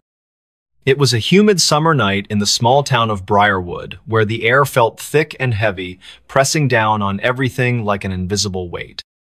The clock struck midnight, and the house on Elm Street stood silent, except for the faint hum of crickets chirping outside. Inside, Megan Carter, a curious 17-year-old with an insatiable appetite for urban legends, sat alone in her dimly lit bathroom. Her friends had dared her earlier that evening to summon Bloody Maria, a ghostly figure said to appear in mirrors when called upon under specific conditions. Though skeptical, Megan's curiosity got the better of her, leading her to attempt the ritual herself. The bathroom was small but functional, its walls painted a pale blue that now seemed almost gray in the low light. A single bulb flickered above the sink, casting eerie shadows across the room. Megan stood before the mirror, her reflection staring back at her with wide eyes full of both excitement and apprehension. She took a deep breath, trying to calm her racing heart. "Okay," she whispered to herself, her voice barely audible over the sound of her own pulse pounding in her ears. "Here goes nothing." She closed her eyes tightly and began the chant, her voice steady at first but growing shakier with each repetition. "Bloody Mary. Bloody Mary. Bloody Mary." With every word, the temperature in the room seemed to drop noticeably. By the time she reached the third repetition, goosebumps erupted along her arms, and the hairs on the back of her neck stood on end. Still, she pressed on, determined to see this through. "Bloody Mary. Bloody Mary. Bloody Mary." On the final repetition, Megan hesitated, her courage wavering. But then, as if responding directly to her call, something strange happened. The light above the sink flickered violently, plunging the room into near darkness before snapping back on again. Megan gasped, her eyes flying open. What she saw in the mirror made her blood run cold. Instead of her own reflection staring back at her, there was another figure, a woman with long, tangled hair that hung loosely around her face, her skin deathly pale and streaked with what looked unmistakably like blood. Her eyes burned with a malevolent intensity, boring straight into Megan's soul. Megan stumbled backward, nearly tripping over her feet as sheer terror gripped her body. Who are you?" she stammered, her voice trembling uncontrollably. The figure in the mirror didn't respond immediately. Instead, it tilted its head slightly, mimicking Megan's movements as if mocking her fear. Then, without warning, the mirror cracked a jagged line spreading outward from the center, splitting the image into fractured pieces. Megan screamed, covering her ears as a deafening screech filled the air, echoing off the walls and reverberating through her skull. Outside, the storm that had been brewing all evening finally broke loose. Thunder roared in the distance, lightning illuminating the sky with brilliant flashes of white-hot energy. Rain began pelting against the windows, adding to the cacophony of sounds that now surrounded Megan. Trapped in the bathroom, she could feel the atmosphere shifting, becoming heavier, more oppressive. It was as though the very fabric of reality was bending to accommodate some otherworldly presence. Desperate to escape, Megan turned and bolted toward the door, wrenching it open and fleeing down the hallway. Her bare feet slapped against the cool wooden floor as she ran, her breathing ragged and uneven. Behind her, she swore she heard footsteps soft but deliberate, following her every move. Each step echoed eerily through the otherwise silent house, sending chills down her spine. When she reached her bedroom, she slammed the door shut and locked it, leaning heavily against it as relief washed over her momentarily. But the reprieve was short-lived. As Megan caught her breath, she noticed something odd about her room. Shadows danced across the walls, moving independently of any light source. The curtains billowed despite no wind entering through the closed windows. And then came the whispers, faint at first, but gradually growing louder until they filled the entire space. They were unintelligible, yet undeniably sinister, wrapping themselves around Megan's mind like tendrils of smoke. Unable to bear it any longer, Megan grabbed her phone and dialed her best friend, Clara. "Clara, you won't believe what just happened," she cried out, her voice cracking with emotion. She recounted the events in hurried bursts, pausing only to take shallow breaths between sentences.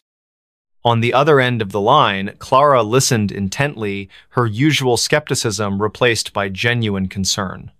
"Megan, you need to get out of there," she urged urgently. "Go somewhere safe now." But leaving wasn't so simple.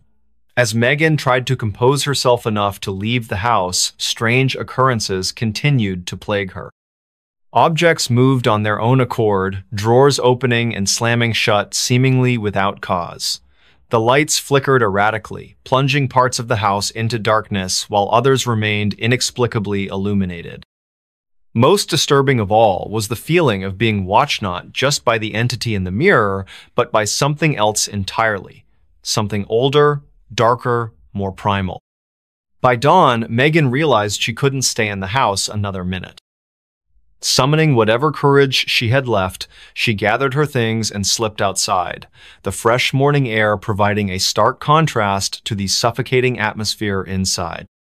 She drove to Clara's house, where she collapsed onto the couch, sobbing uncontrollably as she recounted every detail of the horrifying ordeal. Together, they researched Bloody Mary legends, piecing together fragments of information that hinted at the origins of the vengeful spirit said to haunt countless mirrors across the country. Over the following weeks, Megan noticed subtle changes in her life.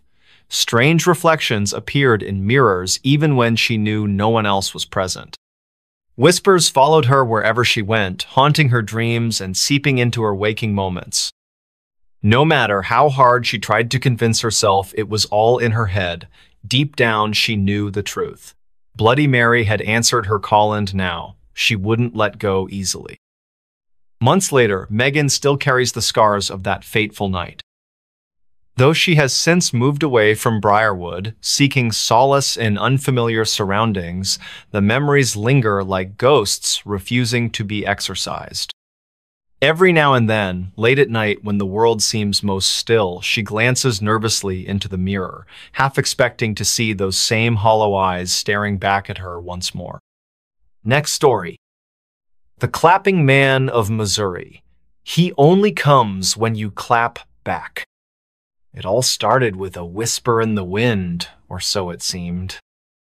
I was sitting on the porch of my uncle's cabin late one evening, sipping lukewarm coffee and staring out into the darkness that stretched endlessly beyond the edge of town. It was August, and the air carried an oppressive heat that clung to your skin like a second layer of clothing. The crickets chirped rhythmically, their song blending seamlessly with the hum of cicadas. Everything felt normal, until it didn't. Let me back up for a moment. My name is Alex, and I grew up in a small rural town called Willow Creek, nestled deep within the rolling hills of Missouri. If you've never been here, picture this: endless fields of golden corn swaying gently under the sun, narrow dirt roads winding through dense forests where sunlight barely penetrates, and a quiet stillness that lingers even when the world outside seems chaotic. But beneath that serene surface lies something darker, something whispered about by locals over hushed tones during late-night gatherings at the diner or around campfires deep in the woods. You see, Willow Creek has its own urban legenda story passed down through generations, told to children as cautionary tales and dismissed by adults as mere superstition. They call him the Clapping Man. As kids, we heard snippets of the tale from older siblings or friends whose parents had warned them not to stray too far into the woods after dark.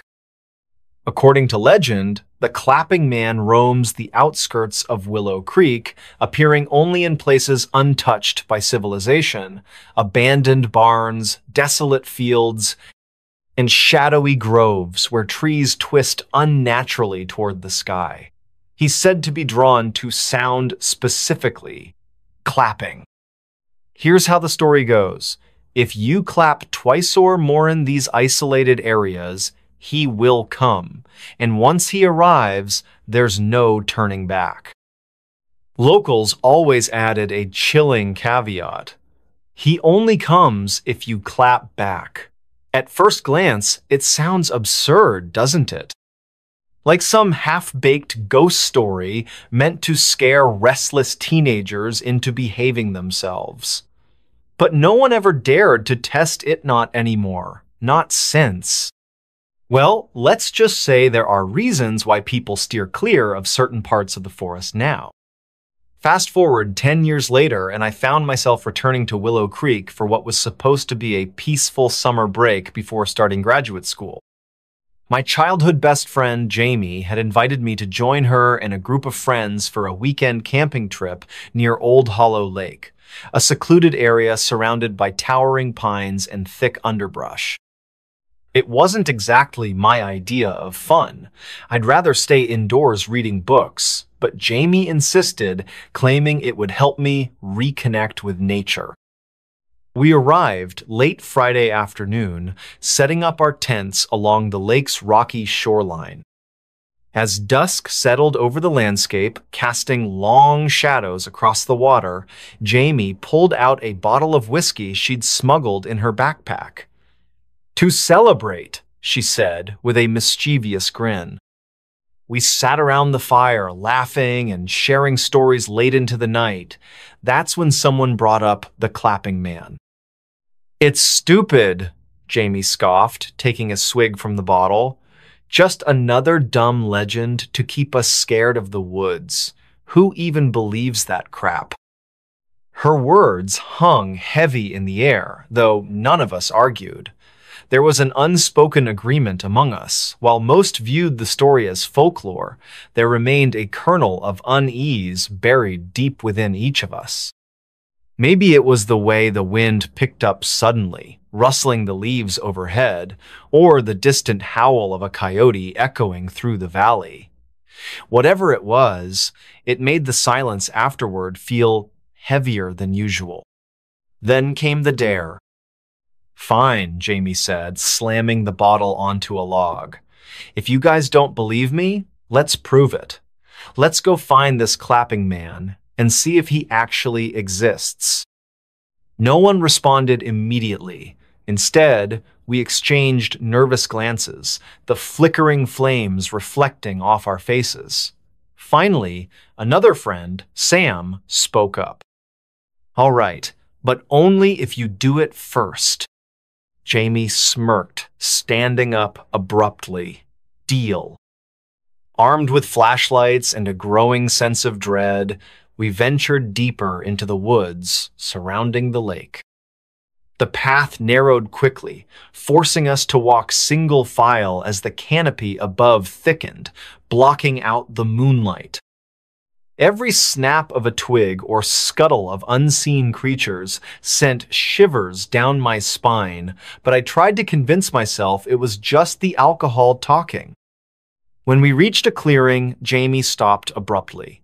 She turned to face us, her eyes gleaming with determination or maybe bravado. "Watch closely," she said, raising her hands. Then, without hesitation, she clapped twice.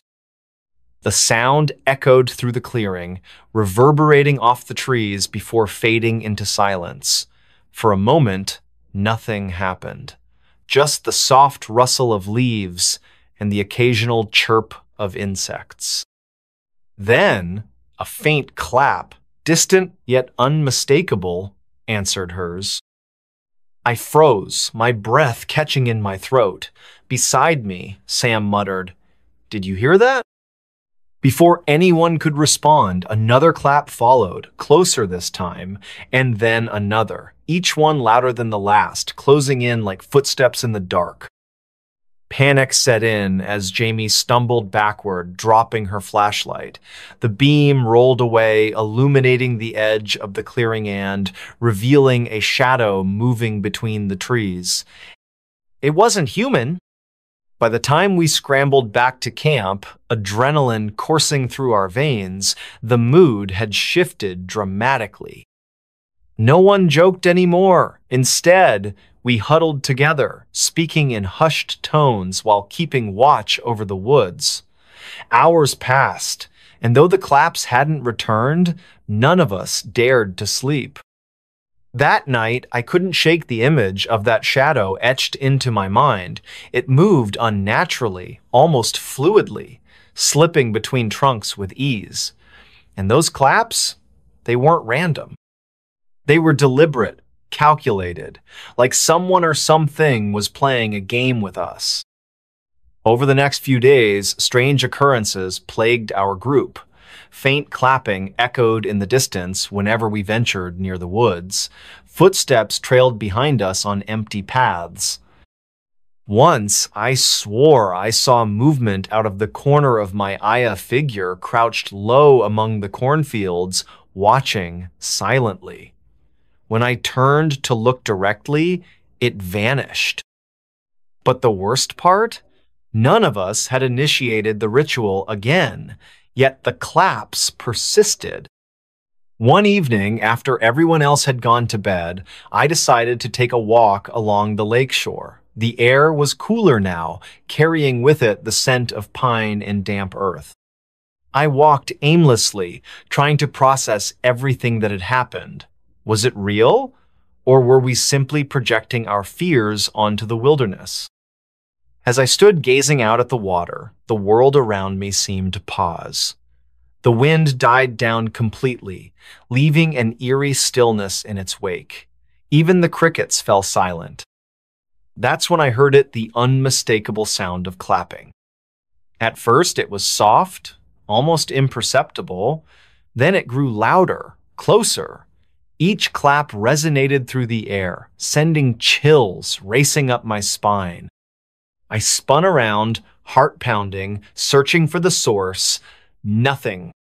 Until the final clap came. It wasn't from behind me. It wasn't from the woods. It was right beside me, so close I could feel the vibrations in my chest. I screamed, bolting toward the campsite, ignoring the branches clawing at my arms and legs. By the time I reached the others, tears streamed down my face, and I couldn't form coherent sentences. Later, when I calmed enough to describe what I'd experienced, Jamie asked hesitantly, "Did you see anything?" I nodded slowly. A shape, tall and thin, too thin. And his smile, it didn't move. It stayed frozen, like he knew something we didn't. After that night, things escalated rapidly. Claps echoed throughout the campsite at random intervals, waking us from fitful dreams. Shadows loomed constantly at the edges of our vision, retreating whenever we tried to investigate. One morning, we discovered footprints leading away from the lake, impossibly large and unnatural. And then there was the mirror. On our last day in Willow Creek, I caught sight of someone clapping in the distance, standing atop a hill overlooking the lake. My breath hitched as I squinted through binoculars, hoping to identify who it was. But when I finally focused, I dropped them instantly. Because the person clapping wasn't someone else. It was me. Or at least, it looked like me. Same clothes, same posture, same terrified expression. Except this version of myself wasn't alone. Behind me, or rather, behind the doppelganger stood the clapping man. Tall, impossibly thin, with a smile that stretched wider than any human mouth should. Before I could scream, the figure raised its hand and clapped twice. This time, I didn't answer. Because I knew better. Now, months later, I still hear claps sometimes. Not every day, but often enough to remind me that whatever we unleashed that night isn't done with us yet. And each time, I wonder, did I summon it? Or was it waiting all along? Whoever, whatever it is, it knows me, and it won't stop until it gets what it wants. So please heed my warning. Don't clap back, because once you do, there's no going back. Black-eyed kids knocked on my door. Late one evening, around 10:45 p.m., in the quiet town of Eldridge, Ohio, a chilling event unfolded at the home of a woman named Emily Carter. The night was unusually still, with no wind to stir the leaves or rustle through the trees. A thick silence enveloped the area, broken only by the distant hum of an occasional car passing on the highway miles away. The moon hung low in the sky, casting an eerie silver glow over everything it touched. Inside her modest two-story house, Emily sat alone on the couch, engrossed in a book while sipping lukewarm tea. Her dog, Max, a loyal golden retriever, lay sprawled at her feet, his breathing steady and rhythmic. Emily had just turned the page when she heard Ida's soft but distinct knock at the front door. At first, she thought it might be a neighbor stopping by unannounced, though that seemed odd given the late hour. She glanced at the clock again, confirming the time. Who could possibly be visiting now? Setting her book down carefully, she rose from the couch, her heart beginning to beat faster as unease crept into her mind. Max lifted his head, ears perked, sensing something amiss. He let out a low growl, his tail twitching nervously against the carpet. As Emily approached the door, she hesitated, peering cautiously through the peephole. What she saw made her blood run cold. There stood two children, no older than 10 or 11 years old, dressed in dark clothing that seemed far too formal for their age. Their faces were pale, almost ghostly white under the dim porch light.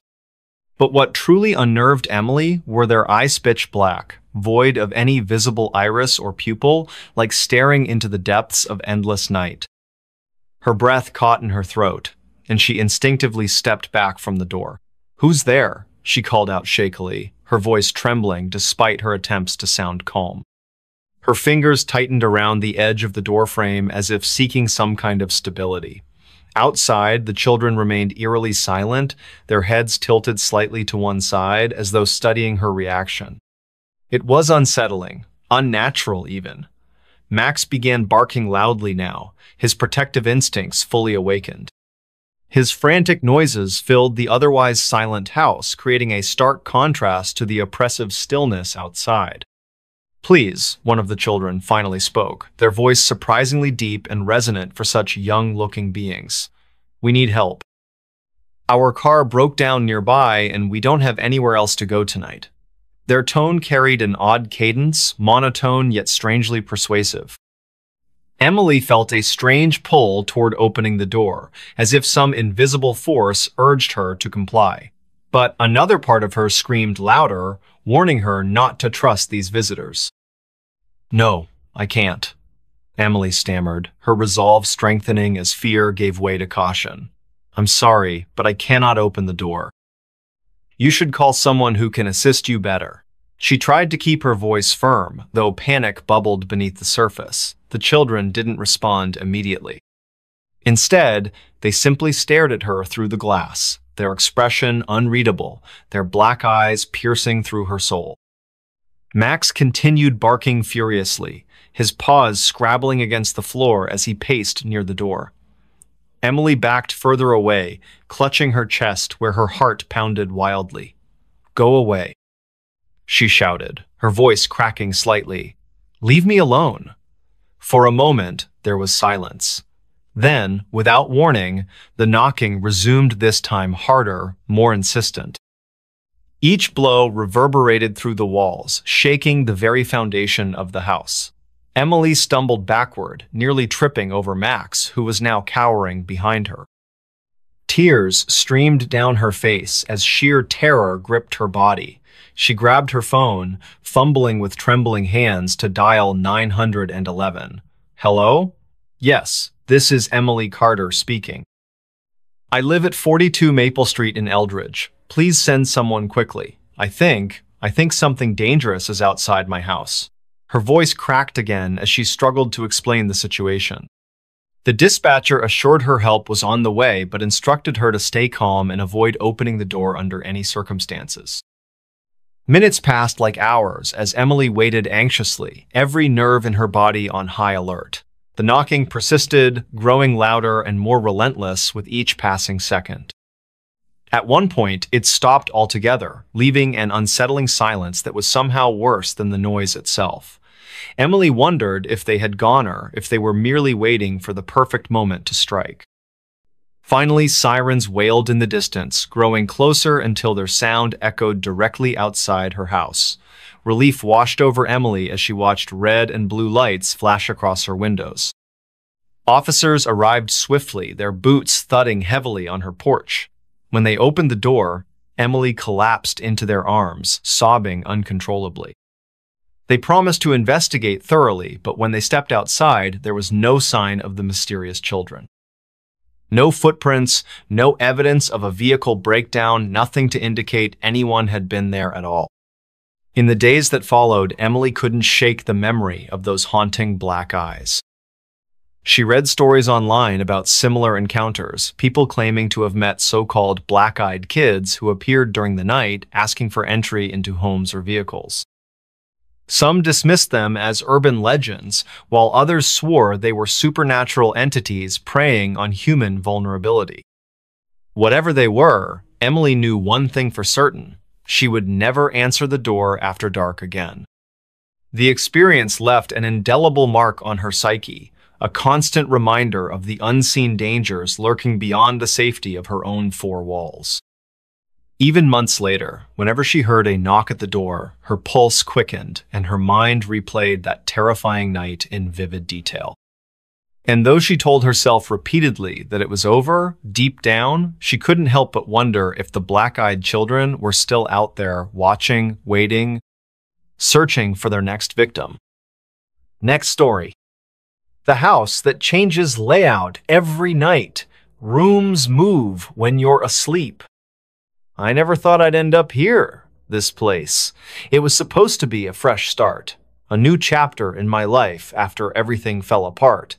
But now I'm not so sure what's real anymore. It all started when the letter arrived. A plain envelope with no return address, just my name scrawled across it in faded ink. Inside was a single sheet of paper, brittle and yellowed with age. The words were simple but strange. You've inherited a house. No explanation, no details about who sent it or why. Just an address, a small town I'd never heard of, nestled deep within the woods. At first, I didn't believe it. Inheritance? From whom? I had no family left, no one I could think of who would leave me anything. Still, something about the letter felt off. Like it wasn't meant for me to question. So, against better judgment, I packed my things and drove toward the unknown. The drive took hours longer than expected. The GPS kept glitching, rerouting me through winding back roads that seemed to twist and turn endlessly. By the time I reached the town, the sun was setting, casting long shadows over rows of dilapidated houses, And then I saw it, the house. It stood alone at the edge of the forest, towering and imposing, its walls covered in ivy that looked almost alive, swaying gently even though there was no wind. The windows were dark, their glass cracked and clouded with dust. Yet, despite its decrepit appearance, something about it called to me, pulling me closer like a magnet. As I stepped out of the car, the air grew colder, heavier. My breath fogged in front of me as I approached the front door. It creaked open as if expecting me, revealing a dimly lit hallway lined with peeling wallpaper. There was no sign of life incidino furniture, no personal belongings, just silence. And yet, I stayed. For the first few days, nothing seemed unusual. Sure, the house was old and needed repairs, but other than that, it felt normal enough. I set up camp in what appeared to be the largest room on the ground floor, using a sleeping bag and some spare blankets. During the day, I explored the rest of the house, cataloging each room in my mind. There was a kitchen with rusted appliances, a dining area with a broken table, and several bedrooms upstairs, each more bare than the last. But then, the changes began. One morning, I woke up to find a door where none had been before. It stood halfway down the hall, slightly ajar, leading into darkness. I stared at it for a full minute, trying to convince myself I'd imagined it. But no matter how hard I tried, I couldn't shake the feeling that something was wrong. Reluctantly, I opened the door, only to discover another hallway behind Itone that led straight to the staircase I'd already seen earlier. Shaking my head, I closed the door and went about my day, chalking it up to exhaustion from moving in. But later that evening, I noticed something else. One of the windows in the living room was gone, replaced by a solid wall. The spot where it once was still bore the faint outline of its frame, as though someone had bricked it over recently. This time, I couldn't ignore it. Over the next few days, the changes became harder to deny and increasingly unsettling. Doors appeared and disappeared overnight. Hallways stretched longer than they should have, sometimes doubling in length, while others shrank until they barely fit me walking through them. Worst of all, certain rooms vanished entirely. One morning, I woke up to find the bedroom I'd slept in the night before completely gone, replaced by a narrow closet filled with moth-eaten coats. Desperate for answers, I decided to investigate further. I grabbed a pen and notebook, mapping out the layout of the house as best I could. Each room, each corridor, every twist and turn, I documented it all meticulously. Then, each morning, I compared the map to the current state of the house. And every time, the discrepancies grew worse. By this point, paranoia had begun to seep into my thoughts. Was I losing my mind? Had the isolation driven me mad? Or was the house itself playing tricks on me? Determined to get to the bottom of it, I rigged cameras throughout the house, hoping to catch whoever was responsible. But the footage only deepened the mystery. When I reviewed the recordings, I found them riddled with glitches. Frames skipped randomly, audio cut out inexplicably, and entire sections of video repeated in endless loops. Stranger still, some of the clips showed movements I couldn't explain, shadows darting across empty halls, doors swinging shut on their own, whispers echoing from unseen corners. And then came the nightmares. They started subtly, creeping into my dreams like mist rolling over hills. At first, I dreamed of walking through endless corridors, searching for something I couldn't remember. The walls pressed close around me, the air thick and oppressive. Sometimes I'd hear voices calling my name, though I couldn't make out the words. Other times, I felt hands brushing against my skin, cold and clammy, though no one was there. But the worst part? When I woke up, I realized I hadn't actually woken up. I was still dreaming, trapped in the same labyrinthine passages I'd been exploring moments ago. Only now, the dream felt different, more vivid, more real. That's when I started hearing things at night, when the house was quiet and still. Scratching sounds echoed through the walls, soft but persistent, like fingernails dragging across wood. Footsteps padded lightly above me, though I knew no one else lived here. Occasionally, I'd hear doors opening and closing, their hinges groaning in protest. Once, I swore I heard laughter low and guttural, coming from somewhere deep within the house. Panic clawed at my chest whenever these noises occurred, but I forced myself to remain calm. If I let fear take hold, I reasoned, it would consume me entirely. Instead, I armed myself with tools, flashlights, notebooks, markersto, document any evidence I might stumble upon, and one fateful afternoon, I made a discovery that changed everything.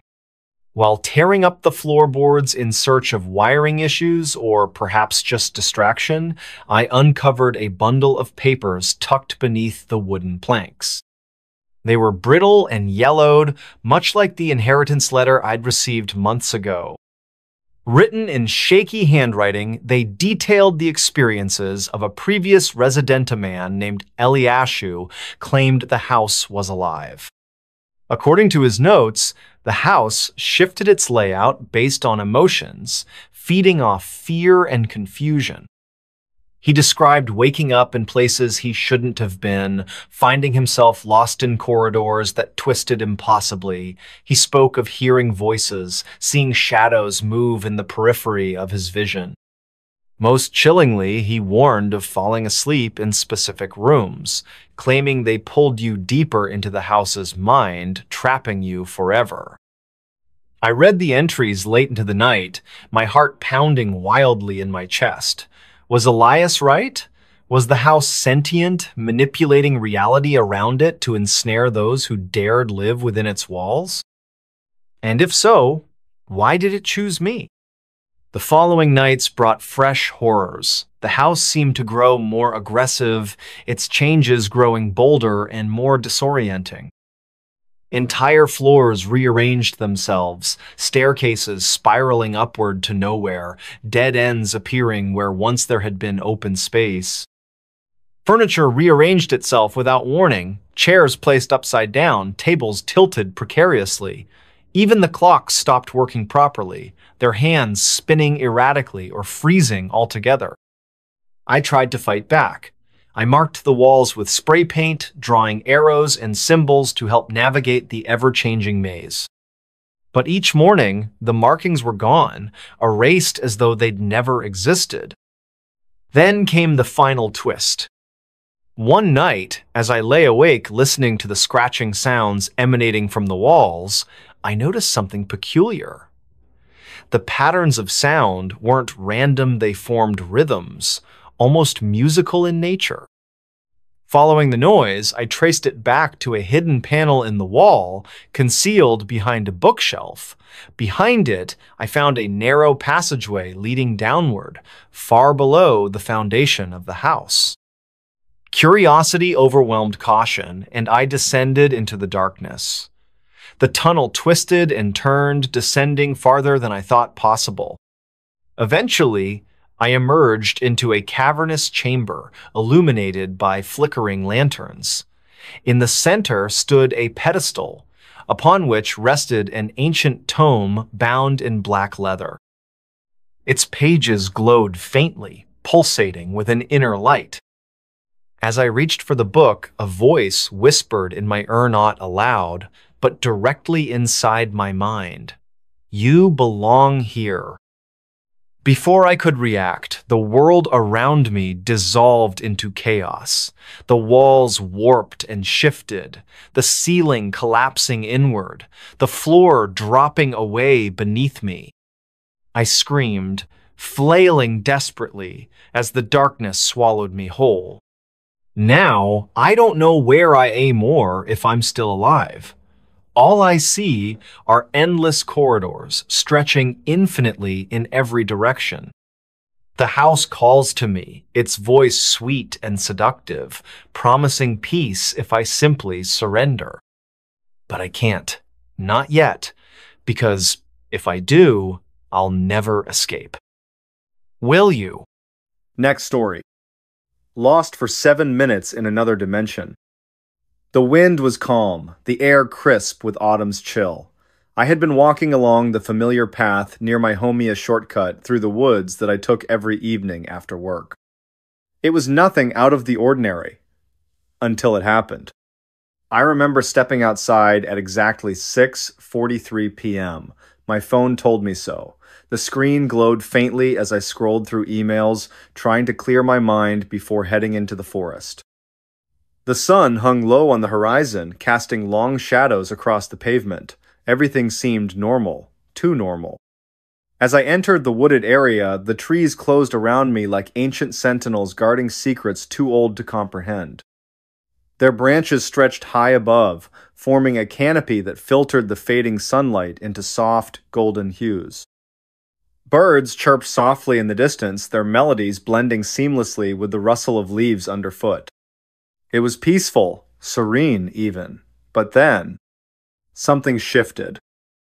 At first, I didn't notice anything unusual. Maybe it was just a trick of the light tour. Perhaps the way the shadows danced against the bark of the trees made them seem more alive than they should have been.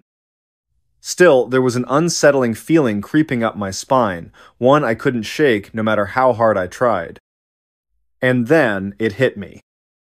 There's this part of the trail where the ground dips slightly, creating a small incline followed by a decline.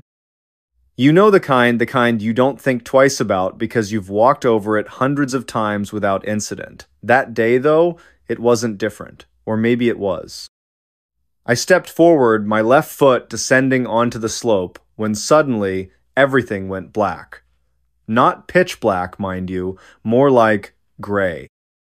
A suffocating, heavy shade of gray that enveloped everything around me. One moment I was walking, the next I felt myself falling not physically, but mentally.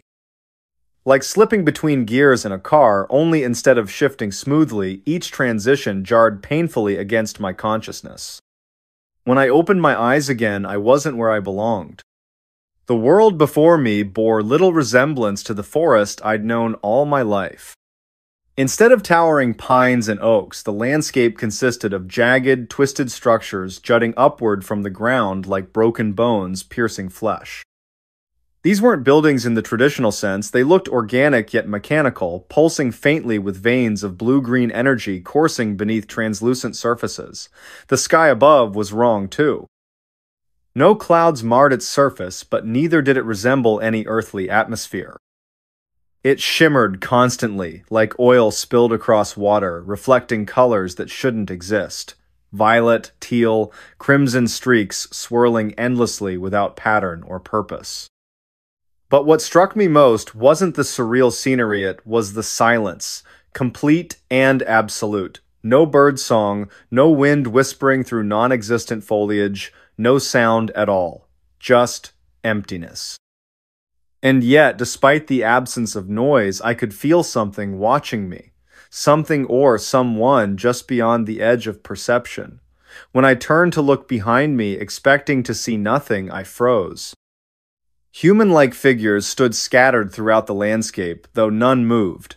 They weren't pioplanot entirely. Their forms were distorted, elongated, with limbs bent at unnatural angles.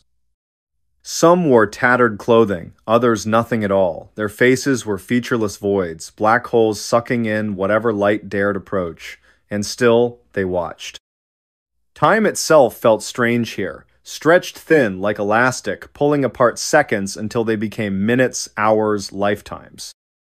Every step I took seemed to echo infinitely within my mind, reverberating louder and louder until I feared I might go mad. Yet somehow I kept moving forward, driven by some instinctual need to escape this place, even if escape meant facing whatever horrors awaited me elsewhere.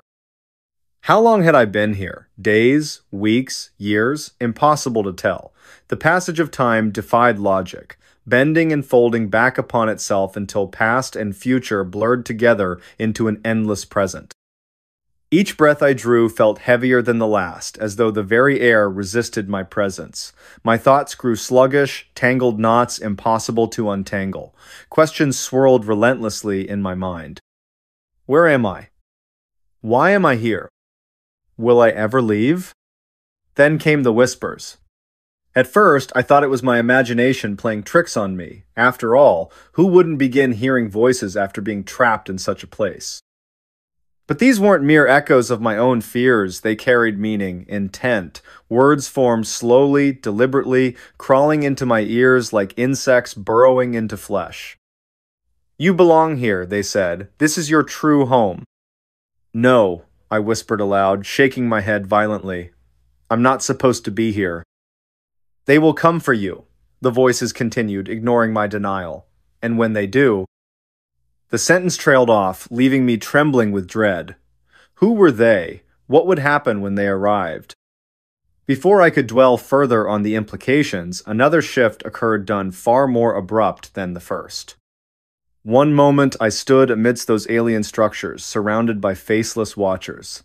The next, I found myself sprawled on the forest floor, gasping for air as though I'd just surfaced from drowning. The familiar scent of pine needles and damp earth filled my nostrils, grounding me in reality once more, or so I thought.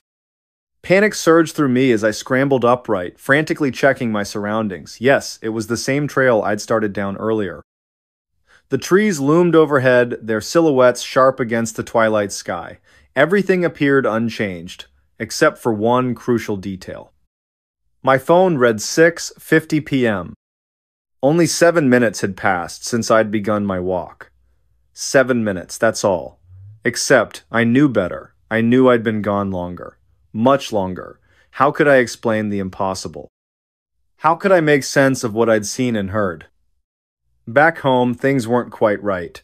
At first glance, nothing seemed amiss. My apartment remained untouched, clocks ticking steadily on the walls, yet small inconsistencies nagged at me. A photo frame hanging crookedly where it hadn't been before, a chair pulled slightly away from the dining table. Even the reflection staring back at me from the mirror felt off, slightly paler. Slightly thinner. Worse still, people acted strangely around me. Friends avoided eye contact during conversations, muttering excuses about being busy whenever I attempted to engage them. Strangers stared openly, their gazes lingering a beat too long before averting. It was as though I existed in some liminal space between worlds visible, yes, but not truly acknowledged. And then there was the sensation of being followed. Whenever I ventured outside, I caught glimpses of movement from the corner of my eye, shadows darting between parked cars, figures melting into doorways. Once, I even swore I saw one of those faceless beings standing across the street, its form flickering in and out of existence like static on a television screen. By the time I reached it, however, nothing remained save empty pavement. Desperate for answers, I began researching online. Surely, I couldn't be the only person to experience such a phenomenon. To my surprise, I discovered dozens of accounts eerily similar to mine. People vanishing for precisely 7 minutes only to return changed forever. Some claimed memories of alternate dimensions. Others spoke of whispers urging them toward unknown destinations. A few admitted outright that they believed themselves to be imposters creatures masquerading as humans while the real versions rotted away in some other realm. A theory emerged among commenters. Every 7 minutes, the veil separating our world from theirs thinned enough to allow brief crossings. Most returned unaware, their minds erasing the trauma automatically. Those who remembered. Well, we paid dearly for the knowledge. But what if returning wasn't always guaranteed? What if I hadn't really come back? Now, sitting alone in my apartment late at night, I hear it again. The whispers. Faint at first, growing louder with each passing second. They call my name now, insistent and urgent. Come back, they say. You belong here. I glance at the clock beside my bed. 12, 0 a.m. midnight. Exactly 7 minutes after the hour began. And then, the room begins to fade. Next story. Alone in office, rainy night shift horror. Lonely office in the rain. The rain drummed against the glass windows like 1,000 tiny fingers, tapping an unrelenting rhythm. Outside, the night was pitch black, save for the faint glow of distant streetlights reflecting off puddles. Inside the old office building, fluorescent lights buzzed and flickered intermittently, casting eerie shadows that danced across empty cubicles. Ethan sat at his desk, hunched over a computer screen displaying rows upon rows of data entries. It was his third week working as a night shift data processor, and he already hated every second of it. The isolation gnawed at him, but the paycheck kept him coming back. Or maybe it was just the hope that things would get better with time. But tonight felt different. He couldn't quite put his finger on why. At exactly midnight, the power surged briefly, causing the monitors to blink out before sputtering back to life. Ethan sighed, muttering under his breath about outdated wiring. He glanced up at the clock 12. 3 a.m. tried to focus on the task ahead, but something about the silence pressed down on him, heavier than usual. He reached for his thermos of coffee, only to find it empty. Cursing softly, he stood up from his chair and stretched his sore muscles. As he walked toward the break room, the sound of his footsteps echoed through the cavernous space, each step reverberating like a heartbeat in the darkness.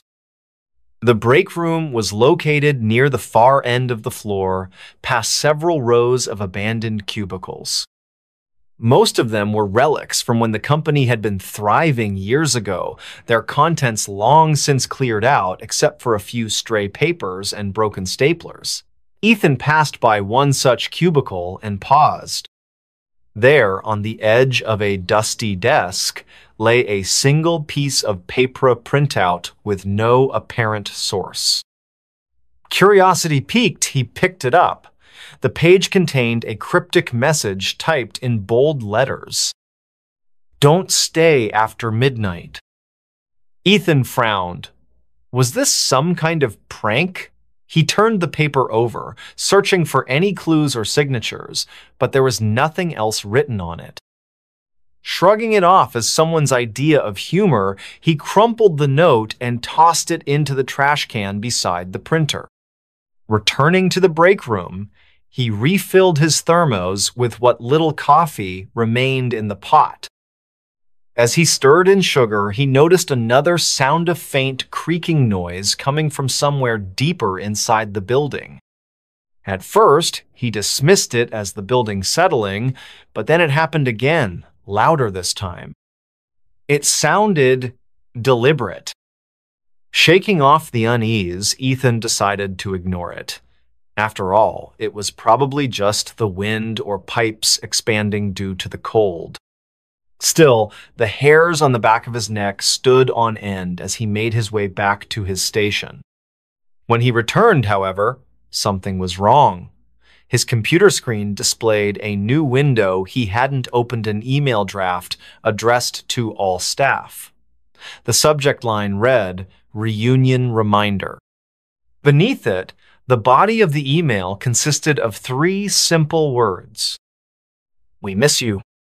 Ethan froze. This wasn't normal. Who could have sent this? More importantly, why did those words send chills down his spine? Before he could investigate further, the intercom crackled to life. A low, distorted voice whispered through the speakers, "You shouldn't be here." Ethan's heart pounded against his ribcage as the intercom fell silent. The voice slow, guttural, and unmistakably menacing had sent a wave of dread coursing through him. He stared at the speaker above his head, half expecting it to speak again, but the room remained eerily quiet, save for the relentless patter of rain outside. He tried to rationalize what had just happened. Maybe it was a malfunction. Perhaps leftover recordings from some corporate event were accidentally triggered. Yet deep down, he knew that explanation felt hollow. There was something off about this place tonight. Something unnatural. Deciding not to take any chances, Ethan grabbed his phone and dialed security. It rang once, twice, then went straight to voicemail. Panic bubbled in his chest, of course. They wouldn't be back until morning. He was utterly alone. His gaze shifted back to the computer screen. The email draft still lingered, its words mocking him.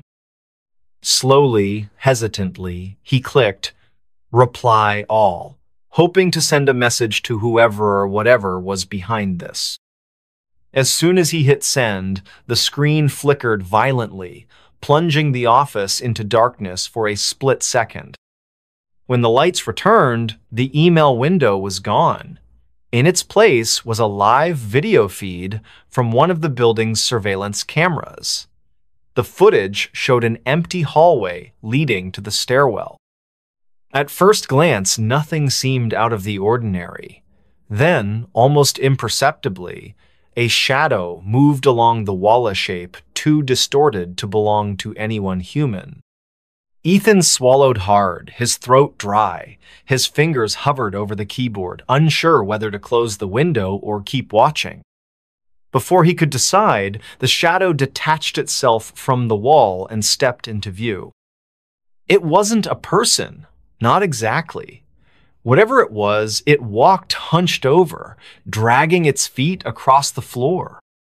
Its form was indistinct, cloaked in blackness, but Ethan could swear he saw two glowing red eyes staring directly into the camera and, by extension, at him. The feed cut off abruptly, leaving Ethan paralyzed with fear. His breath came in shallow gasps as he scrambled to make sense of what he'd seen. Was this real, or was exhaustion playing tricks on him? Suddenly, the sound of footsteps echoed through the office. Heavy, deliberate steps that reverberated through the empty space. They weren't coming from the hallway or the stairs. They were right outside his door. Ethan froze, clutching the edge of his desk. The doorknob began to rattle, slowly turning clockwise. A cold breeze swept into the room, though there were no windows open. The air grew thick, oppressive, making it harder to breathe. And then the door creaked open. Standing in the doorway was a figure cloaked in shadows, its face obscured by darkness. For a moment, Ethan thought it might be someone else working late, but as the figure stepped closer, he realized it couldn't possibly be alive. Its movements were jerky, unnatural, and its presence radiated pure malice. Who are you?" Ethan stammered, his voice trembling. The figure didn't respond. Instead, it raised a hand, pointing directly at him. From its fingertips, tendrils of smoke-like mist unfurled, curling toward Ethan like serpents. He recoiled, knocking over his chair in an attempt to escape, but the mist followed, wrapping around his ankles and pulling him backward. "No, get off me!" he screamed, thrashing wildly. But the more he struggled, the tighter the grip became.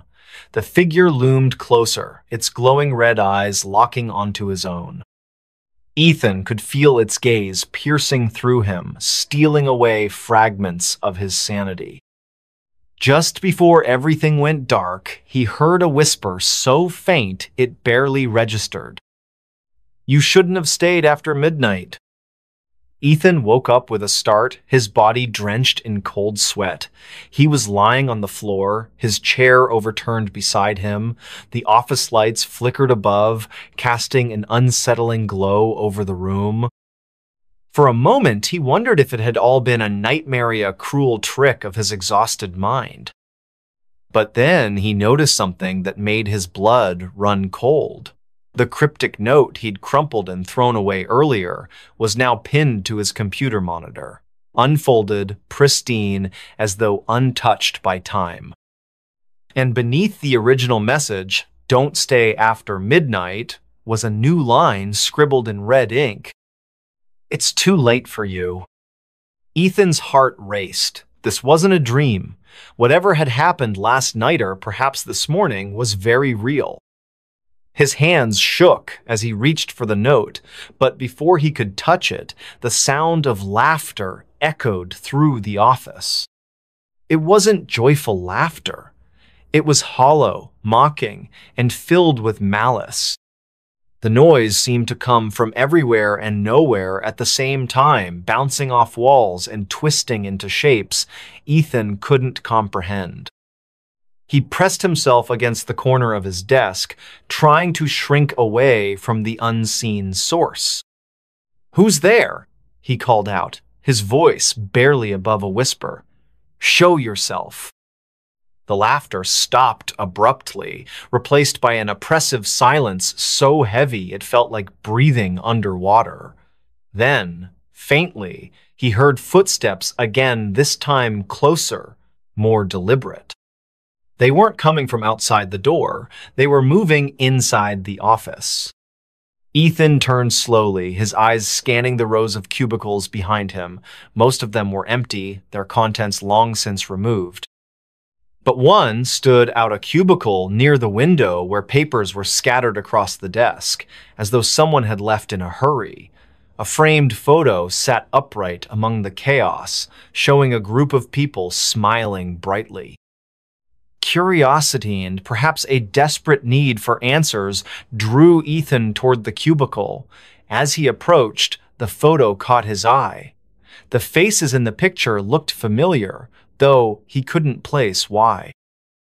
Each person wore a badge labeled with their name: Sarah, Mike, Lisa, Jake, names etched into Ethan's memory without explanation. And then he saw the date printed at the bottom of the photo, 1987. A shiver ran down his spine. Something about that year sent warning bells ringing in his mind. Before he could process it further, the intercom crackled to life once more. This time, instead of whispers or distorted voices, Ethan heard distinct words spoken clearly. "They're waiting for you." "Who? Who's waiting?" Ethan demanded, his voice cracking. There was no answer, only static, followed by a deep, guttural growl that seemed to emanate from every corner of the room. The air grew colder, frost forming on the edges of the windows despite the lack of ventilation. Then, one by one, the lights went out. Total darkness enveloped the office, broken only by the faint glow of the emergency exit sign. Ethan fumbled for his phone, using its flashlight to guide his steps. He needed to get out now. But as he backed toward the door, he realized it wouldn't budge. Someone or something had locked him in. Panic surged through him, but he forced himself to stay calm. If there was a way out, he had to find it. That's when he noticed movement in the shadows. Shapes emerged from the darkness, humanoid yet warped, their forms shifting and contorting unnaturally. Their glowing red eyes locked onto his, unblinking and merciless. "You shouldn't have stayed," one of them whispered, its voice layered with echoes.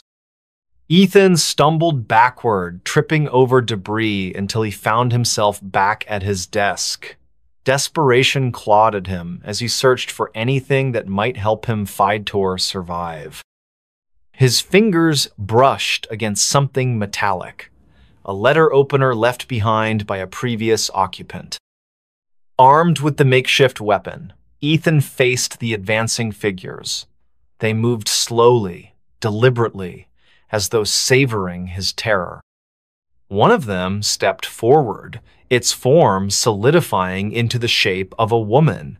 Her face was pale, her hair matted with blood, and her mouth stretched impossibly wide in a grotesque grin. "Join us," she hissed, extending a hand. "No!" Ethan shouted, lunging forward with the letter opener. The blade struck true, embedding itself in her shoulder. She screamed a high-pitched, ear-splitting sound that reverberated through the office, but instead of retreating, she dissolved into smoke, leaving behind nothing but ash. Encouraged by his success, Ethan attacked the others, swinging wildly with the letter opener.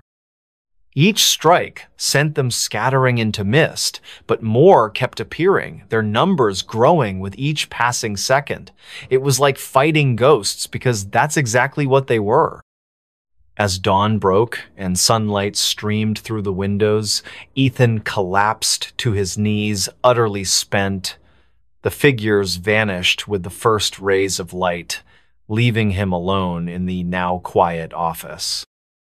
But even as relief washed over him, he knew he hadn't truly escaped. Somewhere in the depths of the building, the reunion awaited. And next time, he might not be so lucky. Ethan staggered out of the office building as the first light of dawn painted the sky in hues of orange and pink. His body ached, his mind reeling from the events of the night. He had survived, but at what cost? The figures may have vanished with the sunrise, but their promises lingered in his thoughts like venomous whispers. As he reached his car, Ethan noticed something wedged beneath the windshield wiper, a manila folder marked with the words, "Confidential, do not open." His heart sank. Against every instinct screaming at him to leave it alone, he opened the folder. Inside were documents detailing the tragic history of the company. Years ago, in 1987, several employees had gone missing under mysterious circumstances. Their bodies were never found, and the case was eventually closed due to lack of evidence. But buried within the files were testimonies from surviving co-workers' tales of strange occurrences, shadowy figures, and an unshakable feeling of being watched. One document stood out a handwritten note by Sarah, one of the missing employees. In it, she described how they had all stayed late one rainy night working on a project that seemed to stretch endlessly. They joked about staying past midnight, unaware of the curse that awaited them. By morning, none of them returned home. Ethan clutched the folder tightly, his hands trembling. He realized now why the photo had felt so familiar. It was a warning. A reminder that those who stayed after midnight didn't just disappear, they became part of the cycle. Before climbing into his car, Ethan glanced back at the office building. Through the rain-streaked windows, he thought he saw movement and outline of figures gathered around his old desk, staring out at him. One of them raised a hand, beckoning him closer. With a scream, Ethan slammed the door shut and sped away, leaving the building and its secrets far behind. But deep down, he knew he couldn't escape forever. The reunion wasn't over. It had only begun. Months later, another night shift worker took Ethan's place. On their very first night, they received a cryptic email draft addressed to all staff. The subject line read, "Reunion Reminder." Beneath it, 3 simple words echoed through the empty office. "We miss you." And so, the cycle continued. Next story. Trapped in the looping highway. The drive begins. It was supposed to be a simple road trip. Nothing more than a late-night drive through rural highways to clear our heads. Me, Jake, and Sarah, three friends who had been inseparable since high school. We'd done countless road trips before, but this one felt different from the start, though I couldn't put my finger on why.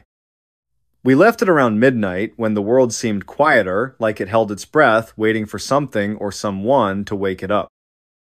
The air was crisp, carrying with it that faint metallic scent you only get after a summer storm.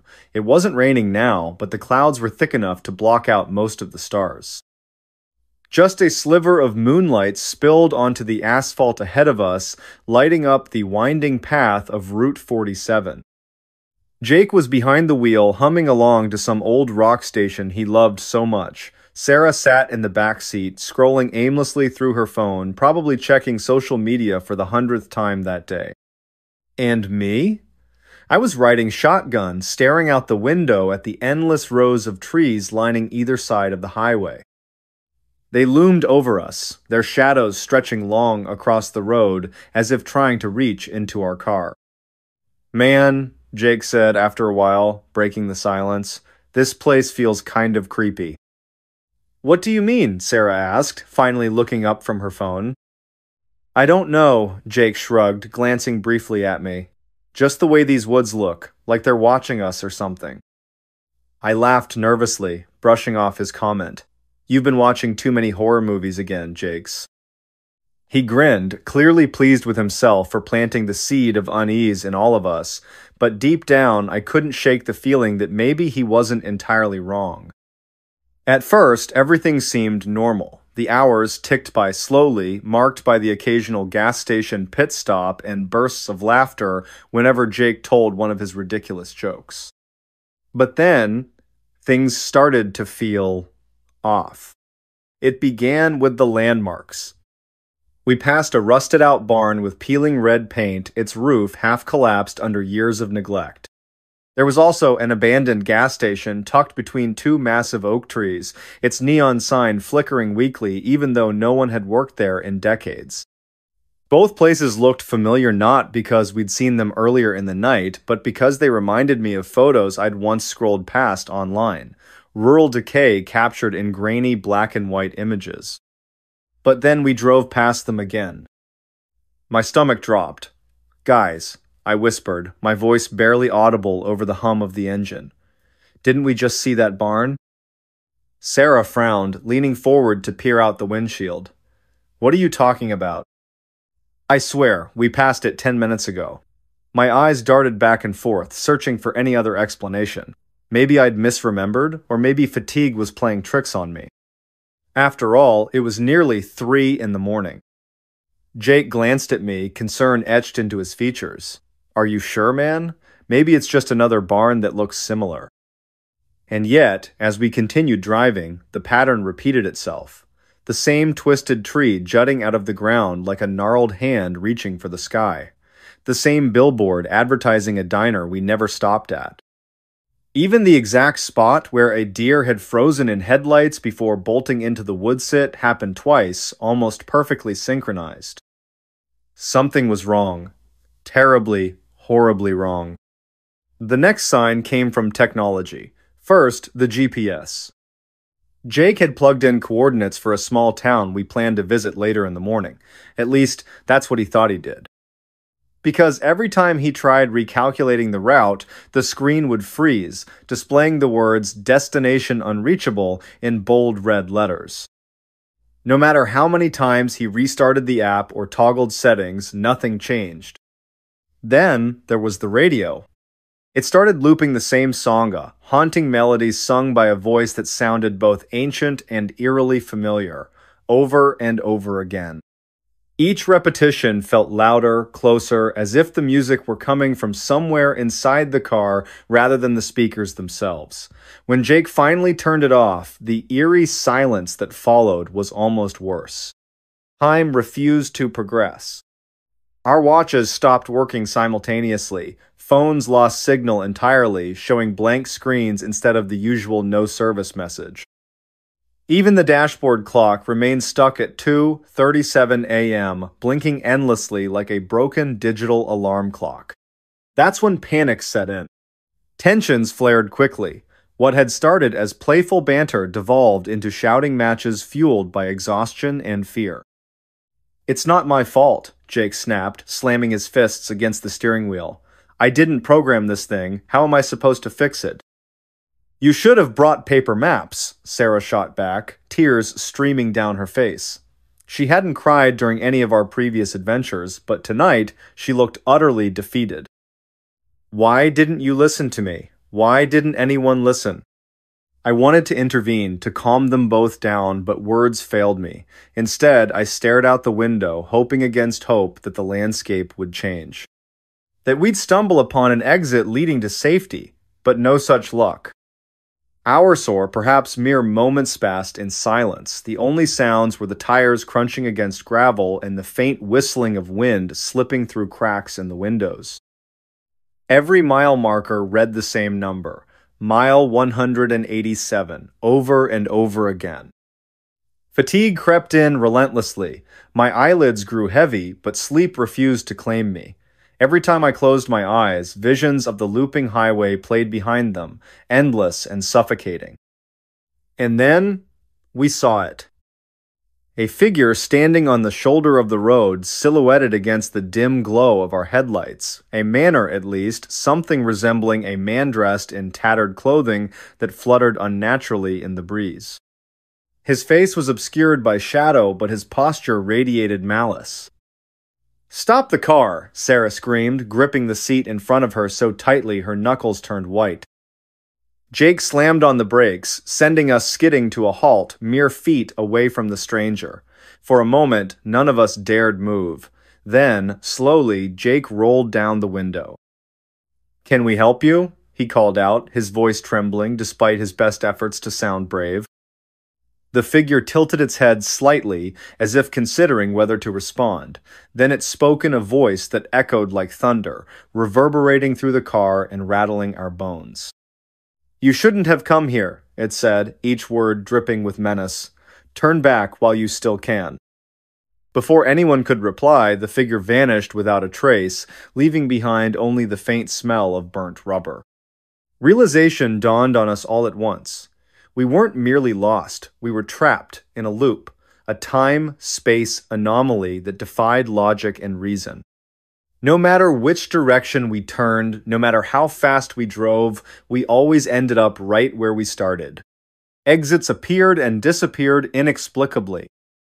One moment, a clear signpost reading Exit 56 would guide us towards salvation.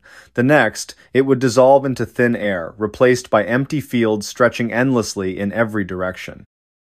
Desperation clawed at us. We argued, cried, begged for deliverance, but the highway gave nothing in return. Only emptiness, only repetition. As days, or perhaps centuries blurred together, strange thoughts began creeping into my mind. What if this wasn't real? What if we were already dead, reliving the final moments of our lives over and over again? Or worse, what if we were being punished for sins we couldn't remember committing? One evening, was it morning? We spotted a car ahead of us. Identical to ours in make and model, it moved parallel to ours, keeping pace effortlessly. Inside sat figures identical to ourselves, Jake, Sarah, and me, except their expressions were vacant, hollow, devoid of life. "They're us," Sarah whispered, clutching her knees to her chest. "They're what we'll become if we don't escape." But escape proved impossible. No matter how hard we tried, the car refused to leave the highway. Its wheels spun endlessly, propelling us forward yet never allowing us to advance. And then we escaped. Or so we thought. When we finally pulled off the highway, the world outside felt alien. Buildings crumbled, weeds choked sidewalks, and people walked stiffly, their faces pale and gaunt. A newspaper headline caught my eye. "Local teens disappear on mysterious highway. Last seen 3 years ago." 3 years? Impossible. Yet the date matched today's reality, or what passed for reality now. Relief washed over us briefly, but it was short-lived. As we stood outside the car, catching our breath, I noticed something unsettling. The same rusted-out barn we'd seen countless times on the highway loomed in the distance, its silhouette unmistakable. "No," I muttered, my voice trembling. "Not again." For a split second, I considered running, but then I realized it wouldn't matter. The loop had claimed us, and it wasn't finished yet. So here I sit, writing this account, unsure if anyone will ever find it, unsure if I'm even real anymore. Because sometimes, the highway calls you back. And when it does, there's no turning away. Is anyone still listening? Next story. The day everyone vanished from a mall. It started like any other Saturday, or so I thought. You know how it goes, weekends are for errands, catching up on chores, maybe grabbing lunch with friends if you're lucky. For me though, weekends usually meant running errands alone. That's just life when you're an adult, right? Responsibilities pile up faster than you can say coupon. So there I was, standing in front of my car, keys jingling in hand, mentally ticking off my to-do list. First stop, the grocery store. Second stop, the mall. Why the mall? Well, because sometimes even adults need new socks, and maybe some snacks from the food court while I'm at it. It wasn't anything special, just another trip to pick up a few things before heading home to collapse onto the couch. I pulled into the parking lot around noon. The sun was shining, casting long shadows across the pavement. Cars were lined up neatly in their designated spots, shoppers bustling between them with bags swinging from their arms. Everything seemed perfectly normal, too normal, almost. As I stepped out of my car and locked the doors behind me, I couldn't help but notice something odd, a faint hum in the air, not loud enough to be distracting, but noticeable enough to make me pause. My phone buzzed in my pocket, breaking the momentary silence. I glanced down at the screen. It was just a spam message offering a free trial subscription to something I didn't care about. I sighed, deleted it, and shoved the phone back into my pocket. Inside the mall, everything felt familiar yet strangely distant. The chatter of voices echoed through the halls, blending together into a comforting background noise. Kids ran past me, laughing as they chased each other through the crowd. Parents called after them, voices strained but not angry. Vendors hawked their wares, shouting deals that no one really needed but everyone pretended to consider. It was all so ordinary until it wasn't. At first, it was subtle, almost imperceptible. I was walking toward the shoe store when I noticed the absence of sound. One moment, the hallways were alive with conversation and footsteps. The next, everything went quiet. Dead quiet. Like someone had pressed mute on the world. My heart skipped a beat. I stopped in my tracks, turning slowly to look around. People were still there, still moving, but now they moved without making a sound. Their lips moved silently, hands gestured meaninglessly, feet shuffled forward without producing even the softest squeak against the tiled floor. It was like watching a silent movie, except this wasn't fiction. This was real life spiraling into something inexplicable. I stood frozen, unsure whether to laugh or scream. Was this some kind of prank, some elaborate setup orchestrated by the mall management to scare customers, or was I losing my mind? I pinched myself hard, expecting the sharp sting to snap me out of whatever illusion I was trapped in, but nothing changed. The eerie silence remained, pressing down on me like a heavy blanket. Panic began to rise in my chest. I forced myself to take deep breaths, trying to calm down. Maybe I'd misheard something earlier. Maybe the acoustics in the building were playing tricks on me. Yeah, that had to be it. Rational explanations always trumped irrational fears, right? But then came the flickering lights. They weren't supposed to do that. Fluorescent bulbs hanging overhead sputtered and dimmed, casting the hallway in waves of shadow and light. At first, it was just a brief stutter, a second-long hiccup that might have gone unnoticed under different circumstances, but then it happened again, and again. Each time, the darkness lingered longer, stretching out like molasses over the walls and floors. Now fully alert, I quickened my pace, weaving through the crowd of soundless figures. No one seemed to notice the disturbance, or perhaps they simply couldn't. Either way, their blank expressions unnerved me more than I cared to admit. Were they aware of what was happening? Could they hear the growing unease inside my own head? By the time I reached the shoe store, the hairs on the back of my neck were standing on end. I pushed open the glass door and stepped inside, hoping the enclosed space would offer some relief from the creeping dread. Instead, I found myself face to face with another anomaly. The sales associate behind the counter was staring straight ahead, her mouth slightly agape. She blinked occasionally, but otherwise she remained motionless as if frozen mid-action. Her name tag read Lila, but Lila wasn't responding to my presence. Not that I blamed her, I probably looked like a lunatic standing there, wide-eyed and trembling. "Excuse me?" I said, my voice cracking. When she didn't react, I tried again, louder this time. "Hello?" Still nothing. A cold sweat broke out across my forehead. This couldn't be happening. None of it made sense. What had started as a mundane trip to the mall was quickly unraveling into a nightmare scenario straight out of a horror movie. Except this wasn't a movie, this was reality. My reality. And then it got worse. The realization hit me all at once, like a freight train barreling down the tracks. The people weren't ignoring me, they weren't there. Not really. They existed only as echoes of themselves, remnants of the world I once knew, and they were disappearing, one by one, leaving me alone in a sea of emptiness. It began with the smallest details. A woman pushing a stroller vanished mid-step, her cart rolling forward without guidance before coming to rest against a display window. A teenage boy texting on his phone faded into thin air, his glowing screen lingering for a split second before winking out entirely. Then came the larger groups clusters of friends laughing over coffee, families browsing through racks of clothing all vanishing simultaneously, leaving behind only the faintest whisper of their existence. I stumbled backward, tripping over my own feet as wave after wave of disbelief crashed over me. How could this be possible? Where were they going? More importantly, why hadn't I gone with them? Desperation clawed at my throat as I darted from shop to shop, calling out names that no longer mattered. "Is anyone there?" I shouted, my voice echoing off the empty shelves and barren counters. "Please, someone answer me."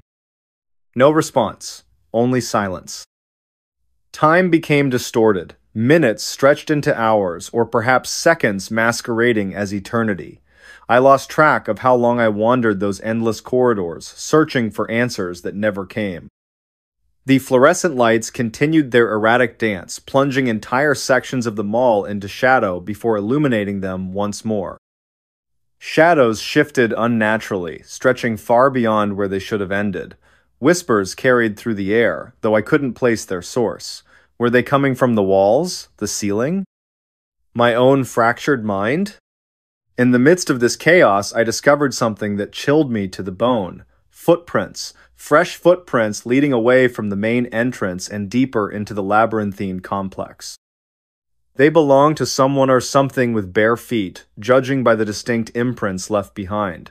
Following them became an obsession, a lifeline tethering me to sanity in a world gone mad. Each step brought me closer to the truth, though I wasn't sure I wanted to uncover it. The trail led me to the food court, where the scent of abandoned meals still lingered in the air. Half-eaten burgers sat untouched on trays, soda cups foaming over with fizz, chairs tilted precariously as if their occupants had been yanked abruptly from their seats. And yet, despite the evidence of recent activity, not a soul stirred. That's when I saw it, the figure sitting at the far end of the food court. Its posture was slumped, shoulders hunched forward as though bearing an immense weight. I hesitated, torn between approaching and fleeing. Curiosity won out, driving me forward despite every instinct screaming for me to run. As I drew nearer, the figure turned its head slightly, revealing a face obscured by shadows. Whatever it was, it didn't seem human. Eyes glowed faintly, pulsing in rhythm with the flickering lights above. Its mouth opened, emitting a low, guttural growl that reverberated through my chest. "Who are you?" I whispered, my voice barely audible over the pounding of my heart. The creature tilted its head, studying me with unnatural intensity. Then, without warning, it pointed a bony finger directly at me. "You shouldn't be here," it rasped, its voice gravelly and distorted. What do you mean? I demanded, taking an involuntary step backward. Where is everyone else? The creature chuckled a sound both hollow and menacing. Gone, all gone. Before I could press further, the ground beneath us trembled violently. Tables overturned, dishes shattered, and the air filled with a deafening roar. The creature disappeared in a flash of light, leaving me alone amidst the wreckage. When I came to, I was back at the entrance of the mall. The bright sunlight streaming through the windows told me it was still daytime, though how much time had passed since the incident was anyone's guess. Confusion overwhelmed me as I stared at the rows of cars parked outside, wondering if I'd imagined the entire ordeal. But then I noticed the date displayed on my phone. It was yesterday's date, yesterday. A chill ran down my spine as the implications sank in. Had I been caught in some sort of temporal anomaly? Was the mall somehow outside the flow of normal time? And if so, why was I spared while everyone else vanished? Over the following days, I returned to the mall repeatedly, hoping to find answers. Each visit yielded the same resultant empty shell devoid of life, save for the occasional glitch or distortion that hinted at forces beyond comprehension. The authorities dismissed my claims as delusions, chalking them up to stress or exhaustion, but I knew what I'd seen and heard. To this day, the mall remains abandoned. Rumors circulate about its strange history, tales of disappearances, and unexplained phenomena. Some say it's cursed. Others believe it serves as a gateway to another dimension. Me? I don't know what to think anymore. All I know is that I'll never set foot inside those walls again. Or will I?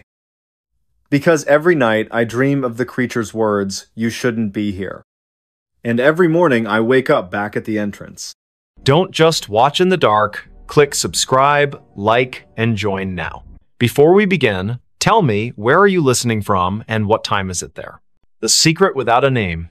The cold was biting, and the silence of Anchorage's streets at 2 a.m. felt unnatural. Amelia Mitchell pulled her coat tighter around herself as she hurried down a dimly lit sidewalk. The snow crunched under her boots, each step echoing in the stillness like an unwelcome intrusion.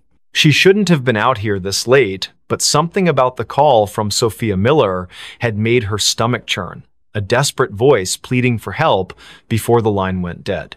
Amelia's breath came out in visible puffs, quickening with every second that passed. Her gloved hands tightened around the strap of her bag as she turned onto Sophia's street. It was eerily empty, the kind of emptiness that didn't feel right even for a place buried deep in winter. Streetlights flickered above, casting long shadows on the snow-covered ground. The houses here were mostly dark, their windows staring blankly into the night, except for one, a faint light glowed behind closed curtains at the end of the block. That must be it, she thought, her heart pounding harder now. Sophia lived alone, always insisting she liked the quiet solitude of Anchorage winters. But tonight, there was no answer when Amelia knocked on the door. She tried again, louder this time, her knuckles rapping against the wood with urgency. "Sophia? Are you there?" Only silence greeted her, broken only by the distant hum of power lines swaying in the wind. She reached for her phone to call again, but just as her thumb hovered over the screen, she heard a faint creak from inside the house. It wasn't enough to dismiss as settling wood, it carried weight, purpose. Amelia hesitated, then pressed her ear closer to the door. Another sound followed, softer but unmistakable, shuffling footsteps, moving away from where she stood. "Sophia?" she called again, her voice trembling. No response. Just the oppressive silence pressing back against her words. Then, without warning, the doorknob began to turn slowly. So slowly, it seemed deliberate. Amelia stumbled backward, nearly slipping on the icy steps leading up to the porch. Her pulse roared in her ears as the door swung open wide, revealing nothing but darkness beyond. There was no one there, not immediately anyway. But as Amelia forced herself to peer inside, she noticed something odd, a trail of wet footprints leading further into the house. They weren't hers. They couldn't be. She hadn't stepped inside yet. And they weren't fresh either, not entirely.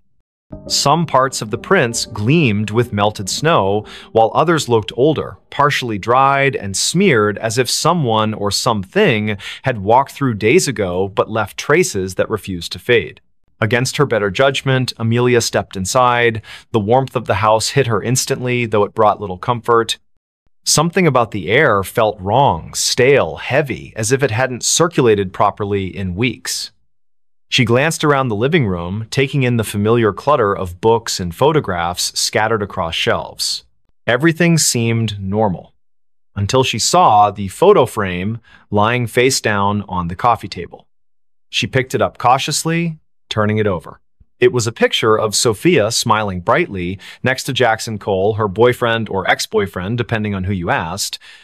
Their faces were scratched out violently, gouges cutting through the glass like angry scars.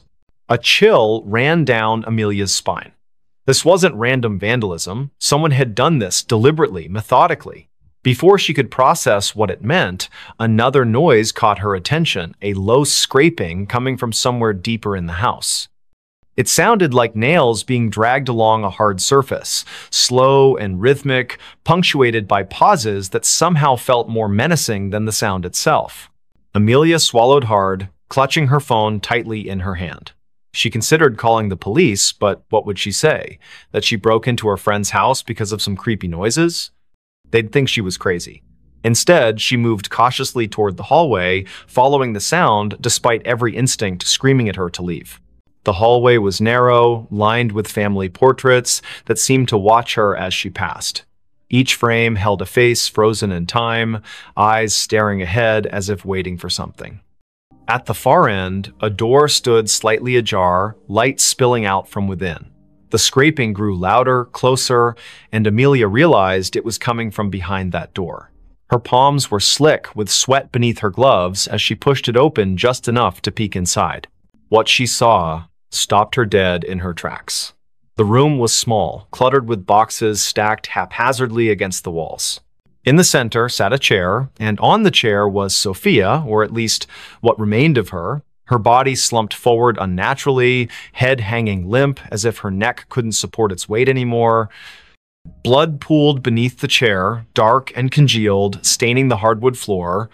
But the worst part was her face, or rather, the absence of it.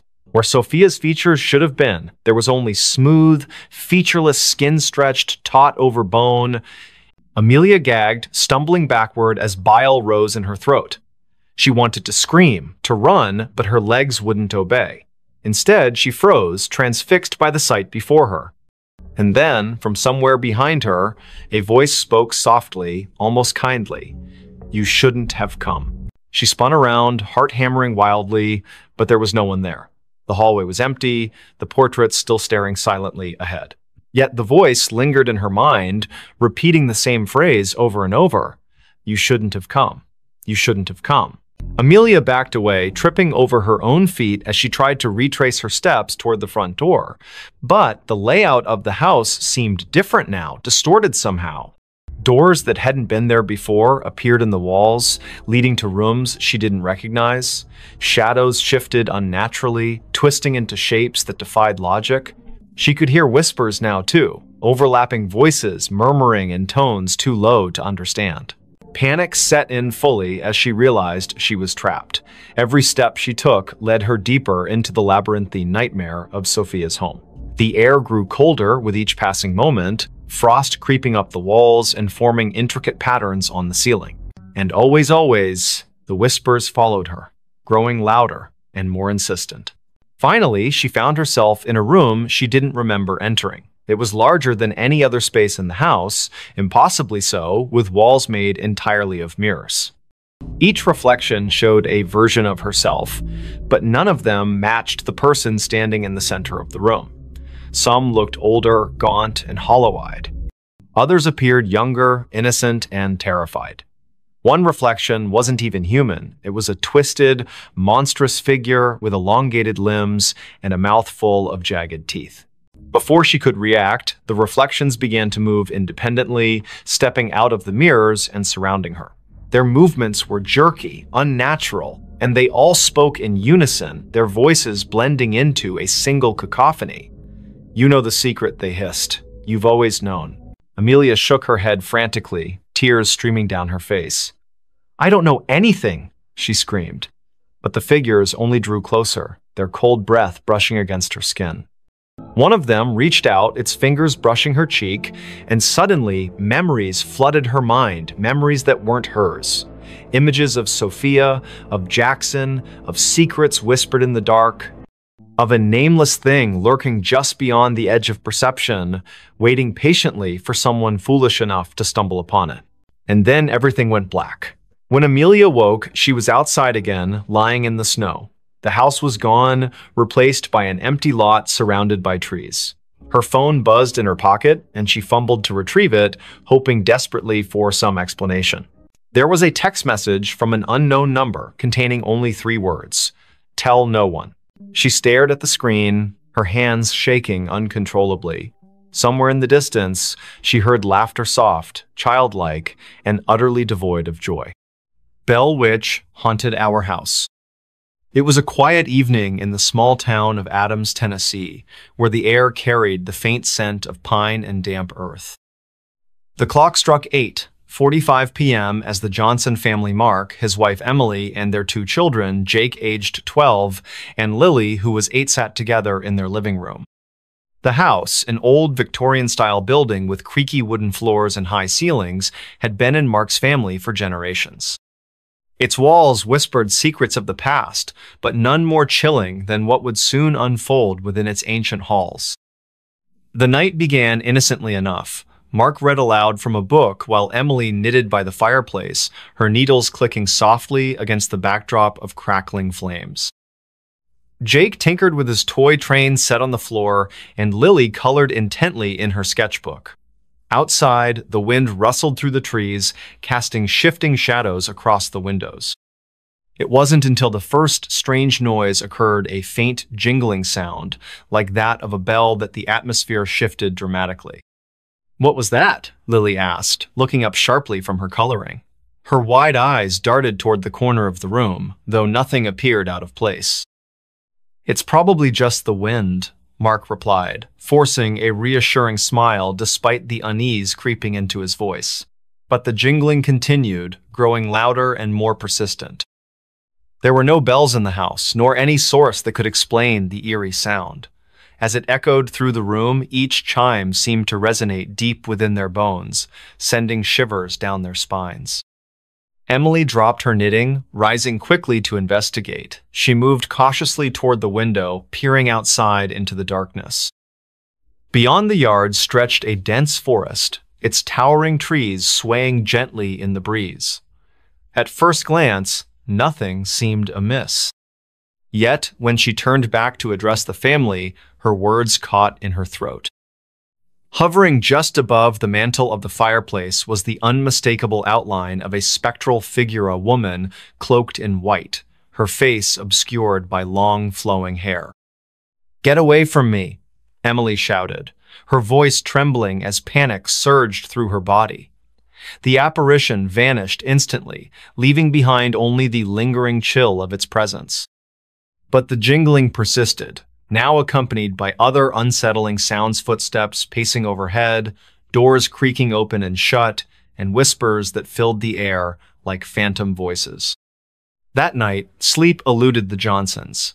Huddled together in the master bedroom, they listened helplessly as the haunting grew increasingly aggressive. Objects moved on their own accord, drawers opening and slamming shut seemingly without cause.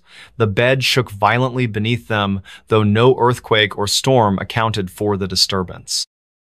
And then came the most terrifying sound of a low, guttural growl emanating from the shadows, followed by laughter that sounded both childlike and menacing at the same time.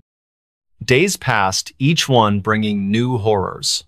The family documented every incident, hoping to find some rational explanation for what plagued them. They consulted local historians, learning about the infamous Bell Witch legend, a malevolent spirit said to have tormented the Bell family in the early 19th century before vanishing into folklore.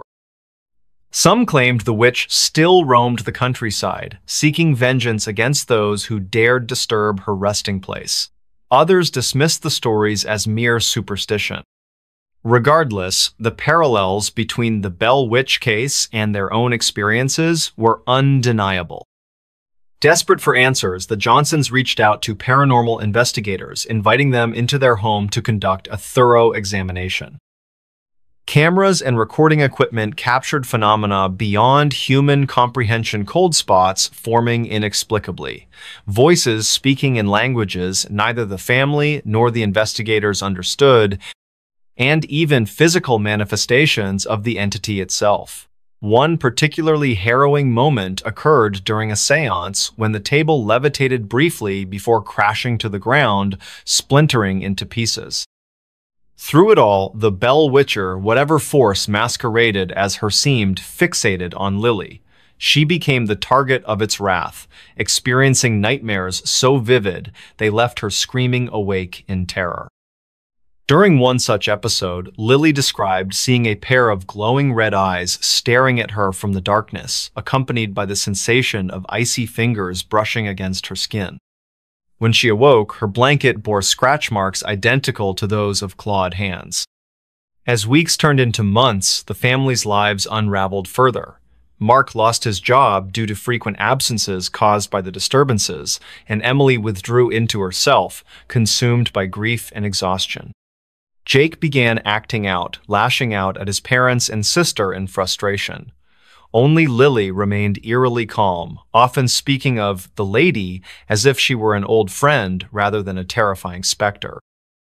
This unnerved the others even more, raising questions about whether Lily possessed some form of connection to the entity. Eventually, the strain became unbearable. With nowhere else to turn, the Johnsons sought refuge in a nearby motel, abandoning their ancestral home to the mercy of the Bell Witch. For a time, peace returned to their lives. They relocated to another state, starting anew under assumed names, determined to leave the nightmare behind. Yet, every now and then, during quiet nights when the world seemed most still, Mark found himself glancing nervously over his shoulder, searching for signs of movement among the shadows. Years later, the Johnsons rarely spoke of their ordeal. Though grateful for their escape, they couldn't shake the feeling that the Bell Witch hadn't truly let go. Somewhere, deep within the woods surrounding Adams, Tennessee, her vengeful spirit lingered watching, waiting, ready to claim her next victim. The whisper that never opened. It was 3 in the morning when Lucas Bennett first heard the sound. A faint whisper carried by the icy wind that swept through the narrow streets of Los Angeles. The city was unusually quiet for a place that never slept, its usual hum of life replaced by an unsettling stillness. Frost clung to the palm trees lining the sidewalks, their leaves glistening under the dim streetlights. Lucas had been walking home from his late shift at the diner when he noticed it, the whispering that seemed to follow him